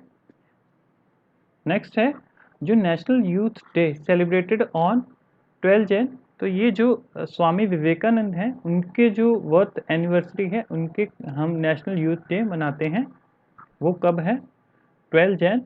National army day 15 Jain. National startup day 16 Jain. International day of education and national child girl is celebrated on 24 Jan. National Water Day 25 Jan. National Tourism Day 25 Jan. International custom day 26 Jain. और 26 को ही हम इंडिया के Republic day भी celebrate करते हैं। तो ये भी आपको मार्टर डे और शहीद दिवस ये कब मनाया जाता है? 30 जैन। तो 30 जैन को क्यों मनाया जाता है? क्योंकि महात्मा गांधी जी को इसी दिन जो हमारे गोली मारकर हत्या की गई थी, तो इसीलिए हम शहीद दिवस मनाते हैं। Next, national conference on e governance to be held in which city. जो नेशनल ई गवर्नेंस की थी वो कहाँ पे हेल्ड की गई थी? तो ये आपको बताना है। किस सिटी? दिल्ली, हैदराबाद और अहमदाबाद। तो ये जो राइट आंसर है उसका है Hyderabad. PM Narendra Modi propose the 3P approach stands for. जो 3P अप्रोच है वो नरेंद्र मोदी जी के द्वारा प्रपोज की गई थी। उसका क्या मीनिंग है उसके बारे में बताया गया है। जो वर्ल्ड इकोनॉमिक फोरम मैंने आपको बताया था, वर्ल्ड इकोनॉमिक फोरम जिसके बारे में हमने ऊपर पढ़ा कि इसका हमें मालूम है, इसकी जो मीटिंग होती है एनुअली, मैंने आपको बताया दावोस सिटी में होती है, स्विट्जरलैंड। तो वहीं की जो ऑनलाइन मीटिंग थी उसका जो एजेंडा था वो प्रपोज किया गया था जो मोदी जी के द्वारा। तो जो 3P अप्रोच है उसका मीनिंग क्या था? People planet purity, people planet privacy, pro planet people, pro planet privacy. तो इसका जो राइट आंसर है वो क्या है? Pro planet people. और मोदी जी के द्वारा क्या बोला गया कि हम क्या इसको हम 2017 तक क्या करेंगे? टारगेट एमिशन है नेट जीरो कार्बन एमिशन। हम क्या कि जीरो हमारा कार्बन एमिशन नहीं होगा, जिसके कारण जो अभी हीट देखते हैं या ओजोन लेयर के कारण हमारी काफ़ी जो इन्वायरमेंट को हमारा नुकसान हो रहा है, उसके जो हमारी उसके लिए जो हमारे एफर्ट्स हैं उसके लिए 2017 तक हम क्या करेंगे? नेट जीरो कार्बन एमिशन हमारा टारगेट रहेगा। तो ये आपको ध्यान में रखना है। ये 3P अप्रोच किसके द्वारा दी गई ये भी क्वेश्चन बनता है। और कौन सी मीटिंग थी? तो वर्ल्ड इकोनॉमिक फोरम की मीटिंग थी। इसका वर्ल्ड इकोनॉमिक फोरम का जो हेडक्वार्टर है वो कहाँ पे है? मैंने आपको बताया कि जिनेवा स्विट्जरलैंड में है। और मैंने ये भी बताया आपको कि जो 3P अप्रोच है उसका क्या मीनिंग है? तो pro planet people.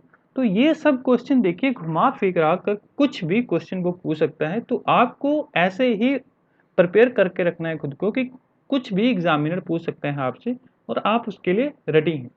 Next question देख लेते हैं। Which organisation conduct qualification test of the cryogenic engine for Gaganyaan, तो ये क्वेश्चन आपसे पूछा गया है कि जो इंजन है वो गगनयान का, वो किसने क्वालिफिकेशन कंडक्ट किया है?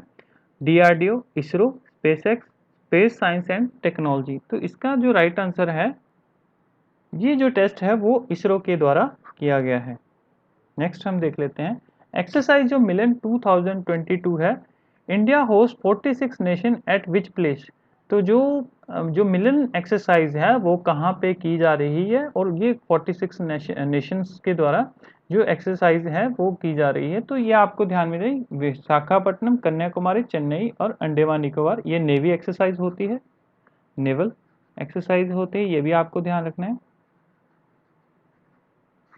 और ये किसके 46 नेशंस को जो नेवी है वो इसमें पार्टिसिपेट, तो ये कहाँ पे हुई है? विशाखापट्टनम। रक्षा पेंशन साहित्यिक निर्वाण पोर्टल लॉन्च बाय, ये जो रक्षा पेंशन शिकायत निवारण जो पोर्टल है वो लॉन्च किया गया है। तो ये आपको बताना है किसके द्वारा लॉन्च किया गया है? Ministry of home affair, ministry of defence, ministry of education, नीति आयोग। तो इसका जो राइट आंसर है वो है मिनिस्ट्री ऑफ डिफेंस। ये क्यों पोर्टल किया गया है? जो हमारे एक्स सर्विसमैन हैं, जो भी आर्मी रिटायर्ड होते हैं, उनके अगर पेंशन के रिलेटेड कोई भी अगर शिकायत होती है, उसका जो निवारण करना, उसका सॉल्यूशन देना, ये पोर्टल का मेन एम है। Which of the organisation of India successfully test fire C2C variant BrahMos cruise missile. तो ये आपको बताया, जो क्रूज मिसाइल C2C वेरिएंट है ब्रह्मोस का, वो किसने ऑर्गेनाइज सक्सेसफुली टेस्ट उसका किया है? तो DRDO, ISRO, ministry of science and tech, defence, ministry of defence. तो आपको ये राइट आंसर बताना है। तो जो इसका राइट आंसर है वो क्या है? वो डीआरडीओ। ये सीधे सीधे क्वेश्चन बनते हैं आपके। और इसका जो मैं आपको ये बताना चाहता हूँ कि जो इसका कमीशन हुआ है वो आईएनएस विशाखापट्टनम से हुआ है, यह भी आपको ध्यान में रखना है। नेक्स्ट हम डीआरडीओ और इसरो के बारे में काफ़ी पढ़ रहे हैं। ये हमारे मोस्ट जो हमारे इम्पॉर्टेंट ऑर्गेनाइजेशन है उनमें से एक हैं, तो हम उसके बारे में पढ़ लेते हैं, क्योंकि हमें इनके बारे में नॉलेज होनी जरूरी है, क्योंकि इसके बारे में कुछ भी क्वेश्चन में आ सकता है। क्योंकि डीआरडीओ और इसरो ही ऐसी चीज़ें हैं जो ऑर्गेनाइजेशंस हैं जो हमारे जो डिफेंस को, हमारी जो कंट्री की जो सिक्योरिटी है उसको काफ़ी सिक्योर करने में इंडिया की हेल्प करते हैं। तो इंडिया गवर्नमेंट इनको काफ़ी ये जो ऑर्गेनाइजेशन है हमारे लिए इम्पॉर्टेंट बन जाते हैं for the purpose of general knowledge, for the purpose of exams.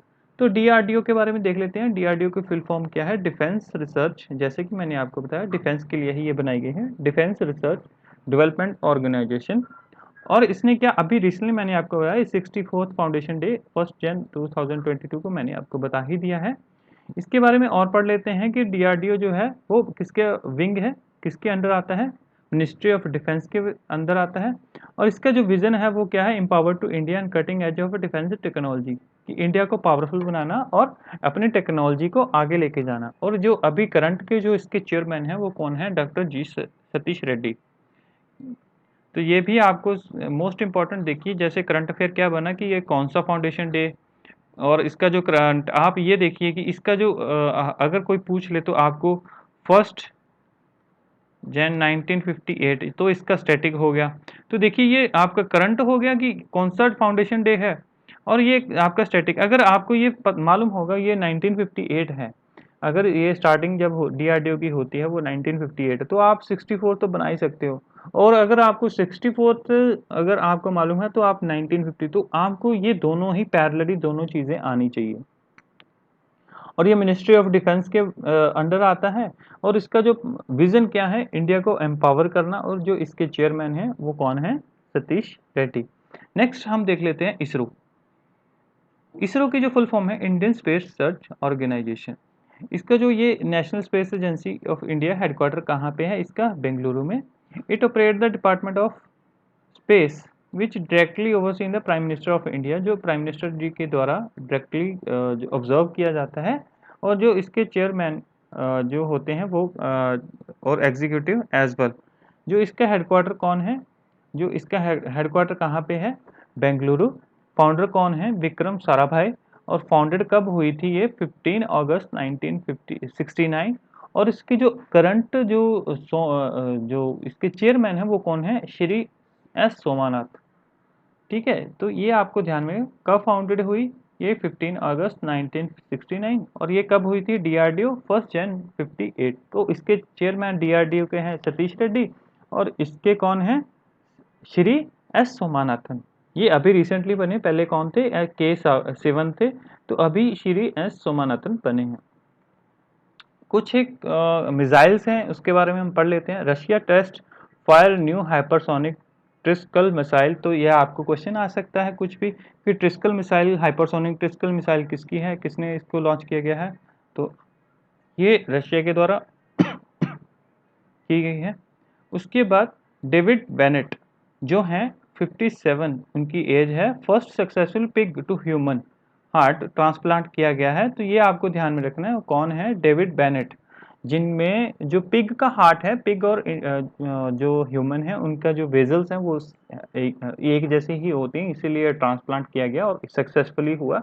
तो फर्स्ट ऑफ ऑल वो कौन से इंसान हैं, यूएसए के डेविड बेनेट, जो 57 एज के हैं।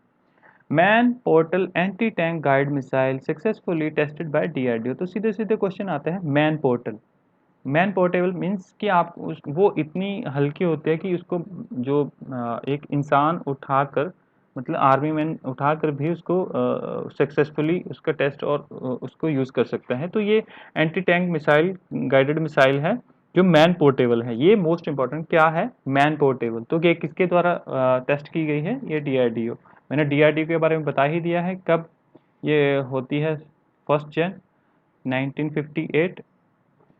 जो इसके जो आप अभी हमने 64th फाउंडेशन डे इसका सेलिब्रेट किया है। ठीक है, तो इसके बारे में आपको जितनी इंफॉर्मेशन दी जाती है आपको सारा याद रखना है। जैसे कि आपको ये बताया गया कि इसके जो इसरो के बारे में बताया गया, इसरो का जो हेडक्वार्टर है बेंगलुरु में है, एस स्वामीनाथन जो हैं इनके जो चेयरमैन हैं इसरो के। तो ऐसे ही आपको सारे ही याद रखने पड़ेंगे, क्योंकि इसके बिना तो आपका एग्ज़ाम हो ही नहीं सकता। आपको अगर कोई चीज़ स्टार्ट करनी है, आपको अगर कोई कंसेप्ट आपको समझ आता है कि हाँ ये क्वेश्चन आ सकता है, तो उसके रिलेटेड जितनी भी इंफॉर्मेशन है वो सारी आपको आनी चाहिए। जैसे डीआरडीओ के चेयरमैन भी आपको मैंने बताया था सतीश रेड्डी हैं, और जो इसरो के कौन थे, एस सोमानाथ। तो ये सब चीज़ें आपके दिमाग में होनी चाहिए। इसीलिए मेरा पर्पज़ यही है कि आपको करंट के साथ साथ मैं क्या करूँगा, आपको जो स्टैटिक पोर्शन है वो भी साथ में करवाऊंगा। Next C2C variant BrahMos cruise missile etcetera INS, मैंने आपको ऊपर बता ही दिया, विशाखापट्टनम से वेस्टर्न कोर्ट से की गई है। India select Swedish defence company साफ 84। तो ये फर्स्ट ऑफ ऑल ये कौन सी है, स्वीडिश डिफेंस कंपनी है, और क्या है, ये सिंगल शॉट वेपन है। तो ये आपको ध्यान रखना है कि इंडिया ने किसको, स्वीडिश डिफेंस कंपनी को सिलेक्ट किया है, क्यों किया है, सिंगल शॉट वेपन के लिए किया है। और सिंगल शॉट वेपन कौन सा है, साब 84। ये सब तीनों, ये देखिए ये 3 क्वेश्चन है आपके, एक ही जो आपका लाइन है उसी में 3 क्वेश्चन। तो आपको ये ध्यान में रखना है, ऐसे ही क्वेश्चन को आपको पढ़ना है कि क्या आपको क्वेश्चन डाल सकता है एग्जाम। आपको एग्जामिनर के व्यू पॉइंट से अगर जब आप देखने लग पड़ेंगे तो आप समझेंगे कि आपका एग्जाम जो क्रैक हो गया। नेक्स्ट क्वेश्चन हम देख लेते हैं, India navy conduct workshop on artificial intelligence in which place. तो ये आर्टिफिशियल इंटेलिजेंस के बारे में बताया गया है कि कहाँ पे की गई है नेवी के द्वारा, जामनगर गुजरात, कोलकाता वेस्ट बंगाल, चेन्नई तमिलनाडु, हैदराबाद तेलंगाना। तो इसके बारे में आपको बताना है। तो जो इसका राइट आंसर है वो है Jamnagar Gujarat. Next, India deal for a sale of BrahMos super antiship cruise missile to which country. ये आपको बताना है कि इंडिया ने किस कंट्री के साथ डील की है, जो हमारी क्रूज मिसाइल सुपरसोनिक मिसाइल है उसके ब्रह्मोस मिसाइल, तो वो किसके द्वारा किस कंट्री के साथ डील की गई है, फिलीपीन, बांग्लादेश, श्रीलंका, यूक्रेन। तो ये इसका राइट आंसर है Philippine. Next, the $10 trillion day dream by the mid of 2030 written by home. ये जो बुक है ये किसके द्वारा लिखी गई है कि द 10 ट्रिलियन ड्रीम, ये किसके द्वारा लिखी गई है ये आपको बताना है। सुभाष चंद्र गर्ग, मीनाक्षी लेखी, आरसी गंजू, अश्विनी भटनागर। तो ये इसका जो राइट आंसर है, इसके जो राइट आंसर है वो है Subhash Chandra Garg. Next, Sindhutai Sapkal, mom of to mom to thousands of orphan passed away belong to. ये आपको बताया गया है कि सिंधु ताई शपकल ये जो हैं वो एक लेडी थे जो कई ऑर्फन्स को काफ़ी उन्होंने काफ़ी ऑर्फन्स को, थाउजेंड ऑफ ऑर्फन्स को काफ़ी पाला था। तो अभी वो रिसेंटली पास उनकी डेथ हुई है। तो वो क्या है? Spiritual mother, social worker, politician, writer. तो वो क्या है? Social worker. ये आपको ध्यान में रखना है। इसके बारे में थोड़ा सा हम जान लेते हैं। सिद्धू ताई शापकल जो हैं उनका जन्म 14 नवंबर 1948 में, ये भी थोड़ा सा आप देख लें, 14 नवंबर 1948 वर्धा में हुआ। और इनकी डेथ कब हुई है? 4 जैन 2022 में। और ये इनको माई करके भी बोला जाता था। इनका अदर नाम क्या था? माई। तो ये भी आपको ध्यान में रखना कि इनको माई भी बोला जाता था। और इनको पद्मश्री अवार्ड, पद्मश्री जो अवार्ड है वो भी दिया गया है। तो ये आपको सारी इंफॉर्मेशन ध्यान में रखनी है। Next question, Sydney poetry won academy award for the best.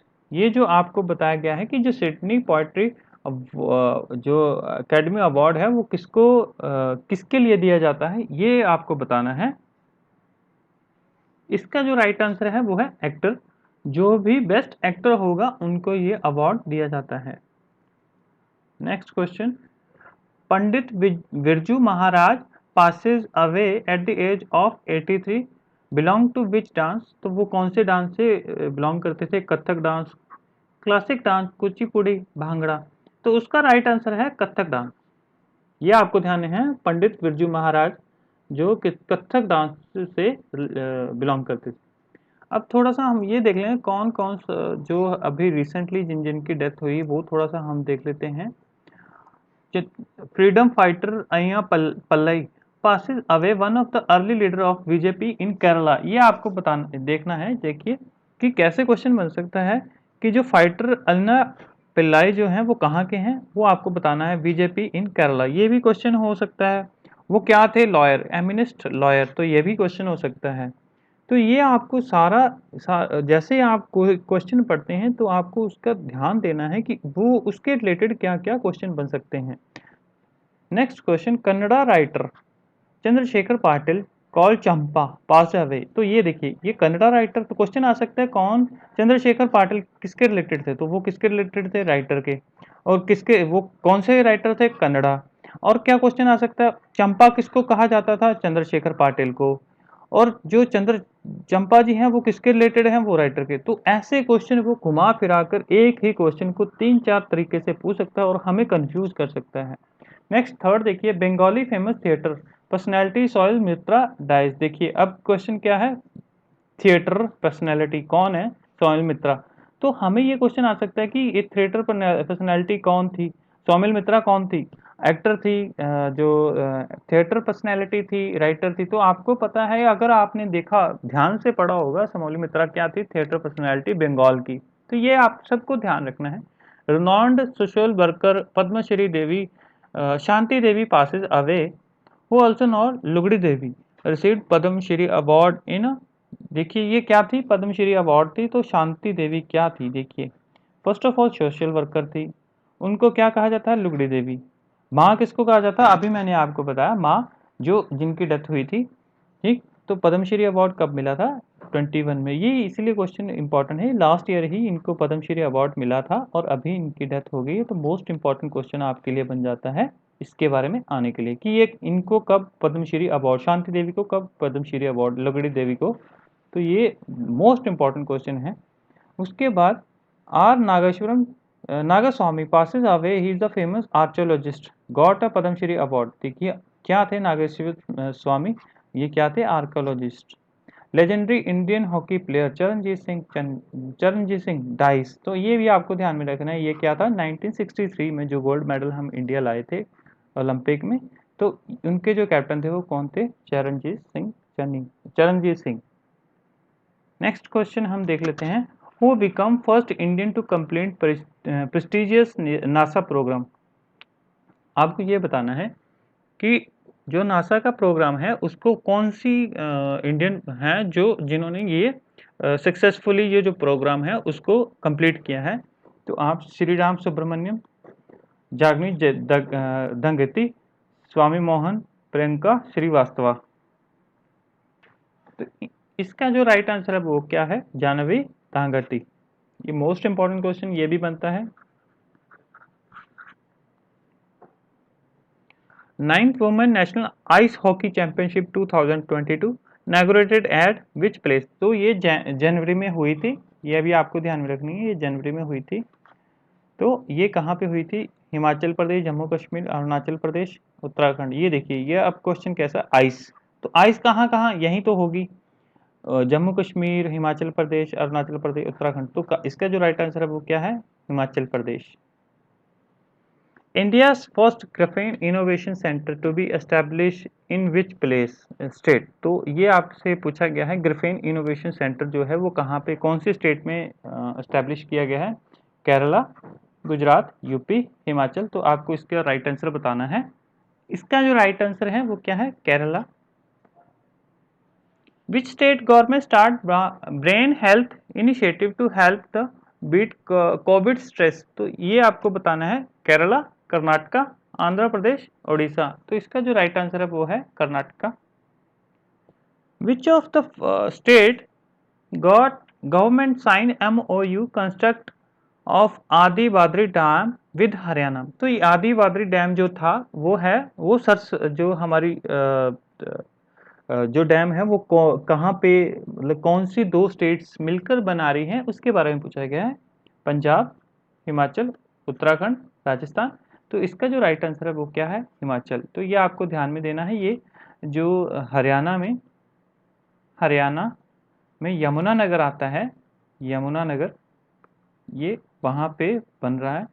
किस किस के साथ बन रहा है? ये हिमाचल प्रदेश इन हरियाणा। तो ये आपको ध्यान में रखना है। India railway rename Kevadia station as Ekta Nagar railway station in which state. तो इंडियन रेलवे ने जो केवड़िया स्टेशन था उसका नाम एकता नगर कर दिया है, वो कौन सी स्टेट में सिचुएटेड है? तो आपको बताना है, गुजरात, दिल्ली, मध्य प्रदेश, कर्नाटका। तो इसका जो राइट आंसर है वो है Gujarat. Which of the following state become the country's first LPG enabled and smoke free? तो ये बड़ा मोस्ट इंपॉर्टेंट क्वेश्चन है। क्यों इंपॉर्टेंट है? क्योंकि देखिए, एक तो एलपीजी अनेबल्ड, मतलब हर घर में एलपीजी है और स्मोक फ्री है। ये देखिए, क्योंकि ये इन्वायरमेंट को हम क्या चाहते हैं, हमारा जो टारगेट क्या है 2070 तक, 2070 तक हमने क्या, जीरो कार्बन एमिशन होना है। तो उसके रिलेटेड जो हमारा टारगेट है वो कैसे ऐसे ही तो अचीव होगा। तो उसके लिए क्या, कौन सी जो स्टेट है उसने ये जो अचीवमेंट की है, कौन है? अरुणाचल प्रदेश, हिमाचल प्रदेश, केरला और छत्तीसगढ़। तो इसका जो राइट आंसर है वो है Himachal Pradesh. Next, Assam government has honoured to whom with Assam Vaibhav award. तो ये आपको असम वैभव अवार्ड किसको दिया गया है?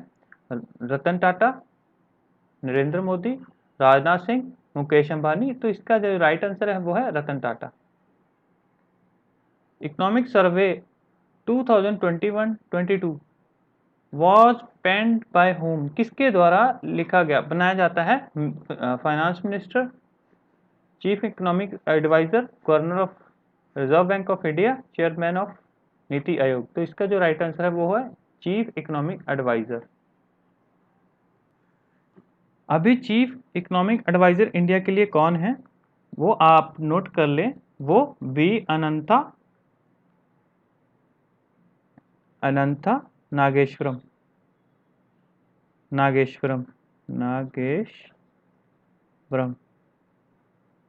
ये आपको ध्यान में रखना है कि जो हमारे वी अनंता नागेश्वर हैं वो हमारे चीफ इकोनॉमिक एडवाइजर हैं। तो आपको ये भी बताना है, नीति आयोग के चेयरमैन कौन होता है? PM of India. तो कौन है फाइनेंस मिनिस्टर? कौन है? निर्मला सीतारमन। और गवर्नर ऑफ आरबीआई कौन है? शक्तिकांत दास। मैंने आपको अभी बताया कौन से नंबर? शक्तिकांत दास, ये 25 नंबर के हैं। ठीक है जी। तो ये सब इंफॉर्मेशन आपको याद होनी चाहिए, जैसे क्योंकि ये मेरा मोटिव भी यही है आपको बताने का कि आपको ये साथ साथ में, जैसे इकोनॉमिक एडवाइजर अनंता नागेश्वरम, तो आपको जब भी क्वेश्चन आए तो आपको उसके रिलेटेड सारी ही इंफॉर्मेशन मालूम होनी चाहिए।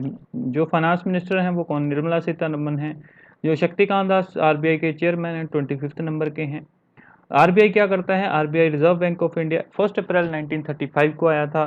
1934 का जो एक्ट है, इसका जो कलकत्ता से जो बॉम्बे में आया, कब आया? 1937 में आया। तो ऐसे आपको एक कहानी की तरह सब याद रखना है, और जितना आप रिवाइज करेंगे, जो मैंने आपको ये जो वीडियो बना रहा हूँ, इसकी आपको पीडीएफ मिल जाएगी हमारे चैनल पे, तो आप उसमें जाकर इसको देख सकते हैं। Who present Union Budget for 2022-23 in parliament 1 Feb? तो ये अब बताया गया है कि जो यूनियन बजट है वो किसने प्रेजेंट किया गया था? निर्मला सीतारमन, रामनाथ कोविंद, नरेंद्र मोदी, राजनाथ सिंह। तो ये इसका जो राइट आंसर है वो है निर्मला सीतारमन। ये कुछ एक 21 के जो अवार्ड्स थे जो हमारे क्वेश्चन आ सकते हैं, वो मैं आपको बता रहा हूँ। नेताजी अवार्ड 2022 किसको दिया गया? जापान के जो फॉर्मर प्राइम मिनिस्टर शिंजो एबे, उनको दिया गया। Rachel hello flint trophy ICC women cricket of the year किसको? स्मृति मंधाना, जो क्रिकेट प्लेयर हैं हमारी इंडिया की। सर ग्लैनफील्ड सोबर, जो वुमेन है उनको हैंसल फ्लिंट ट्रॉफी दी जाती है, और जो मेंस हैं उनको सर गर्लफ्रेंड सोबर ट्रॉफी। तो वो किसको मिली है? शाहीन अफरीदी। ये कौन है? ये बॉलर हैं। कहाँ के हैं ये बैट्समैन हैं। ये बैट्समैन हैं, ये पाकिस्तान के। ये सब आपको ध्यान में रखना है। जेनेसिस प्राइज जो है एल्बर्ट ब्रोला को मिला है। साहित्य अकेडमी फॉर, ये मैंने कल आपको बताया था, जो साहित्य अकेडमी जो है वो 24 लैंग्वेजेस में दी जाती है, और इसकी जो ऑफिशियल है वो कौन सी है? एक राजस्थानी प्लस इंग्लिश। तो यहाँ पे जो मैंने इंफॉर्मेशन है वो हिंदी और इंग्लिश की दी है, कि हिंदी में किसको मिला है जो साहित्य अकेडमी अवार्ड? वो दया प्रकाश सिन्हा, जो इनका ड्रामा है द अशोका, उसके लिए इनको मिला है। और साहित्य अकेडमी अवार्ड फॉर इंग्लिश किनको मिला है? नमिता गोखले। ये इंफॉर्मेशन आपके लिए इम्पॉर्टेंट है जो कमिंग एग्जाम्स के लिए। तो यहीं पे ये जो वीडियो है हम क्लोज करते हैं। होप आपको अच्छा लगा होगा। मैंने यहाँ तक ये मैंने 15 फेब तक के जो करंट अफेयर हैं वो कवर किए हैं। कमिंग जो 2 से 3 वीडियो आएंगी, उसमें मैंने जो भी अपना मई 31 तक का होगा वो सारी वीडियो को कवर करूंगा, सो दैट कि आपके जो आने वाले एग्जाम्स हैं उनके लिए हेल्पफुल रहे। हमारा टारगेट होगा कम से कम 8 मंथ के जो करंट अफेयर्स हैं आपके लिए, स्टैटिक प्लस करंट अफेयर, जो भी उसके रिलेटेड इंफॉर्मेशन होगी वो मैं आपको इस चैनल पे प्रोवाइड करवाऊंगा। होप आपको ये अच्छा लगा हो। अगर अच्छा लगा है प्लीज़ सब्सक्राइब करें, लाइक करें एंड शेयर करें। Thank you.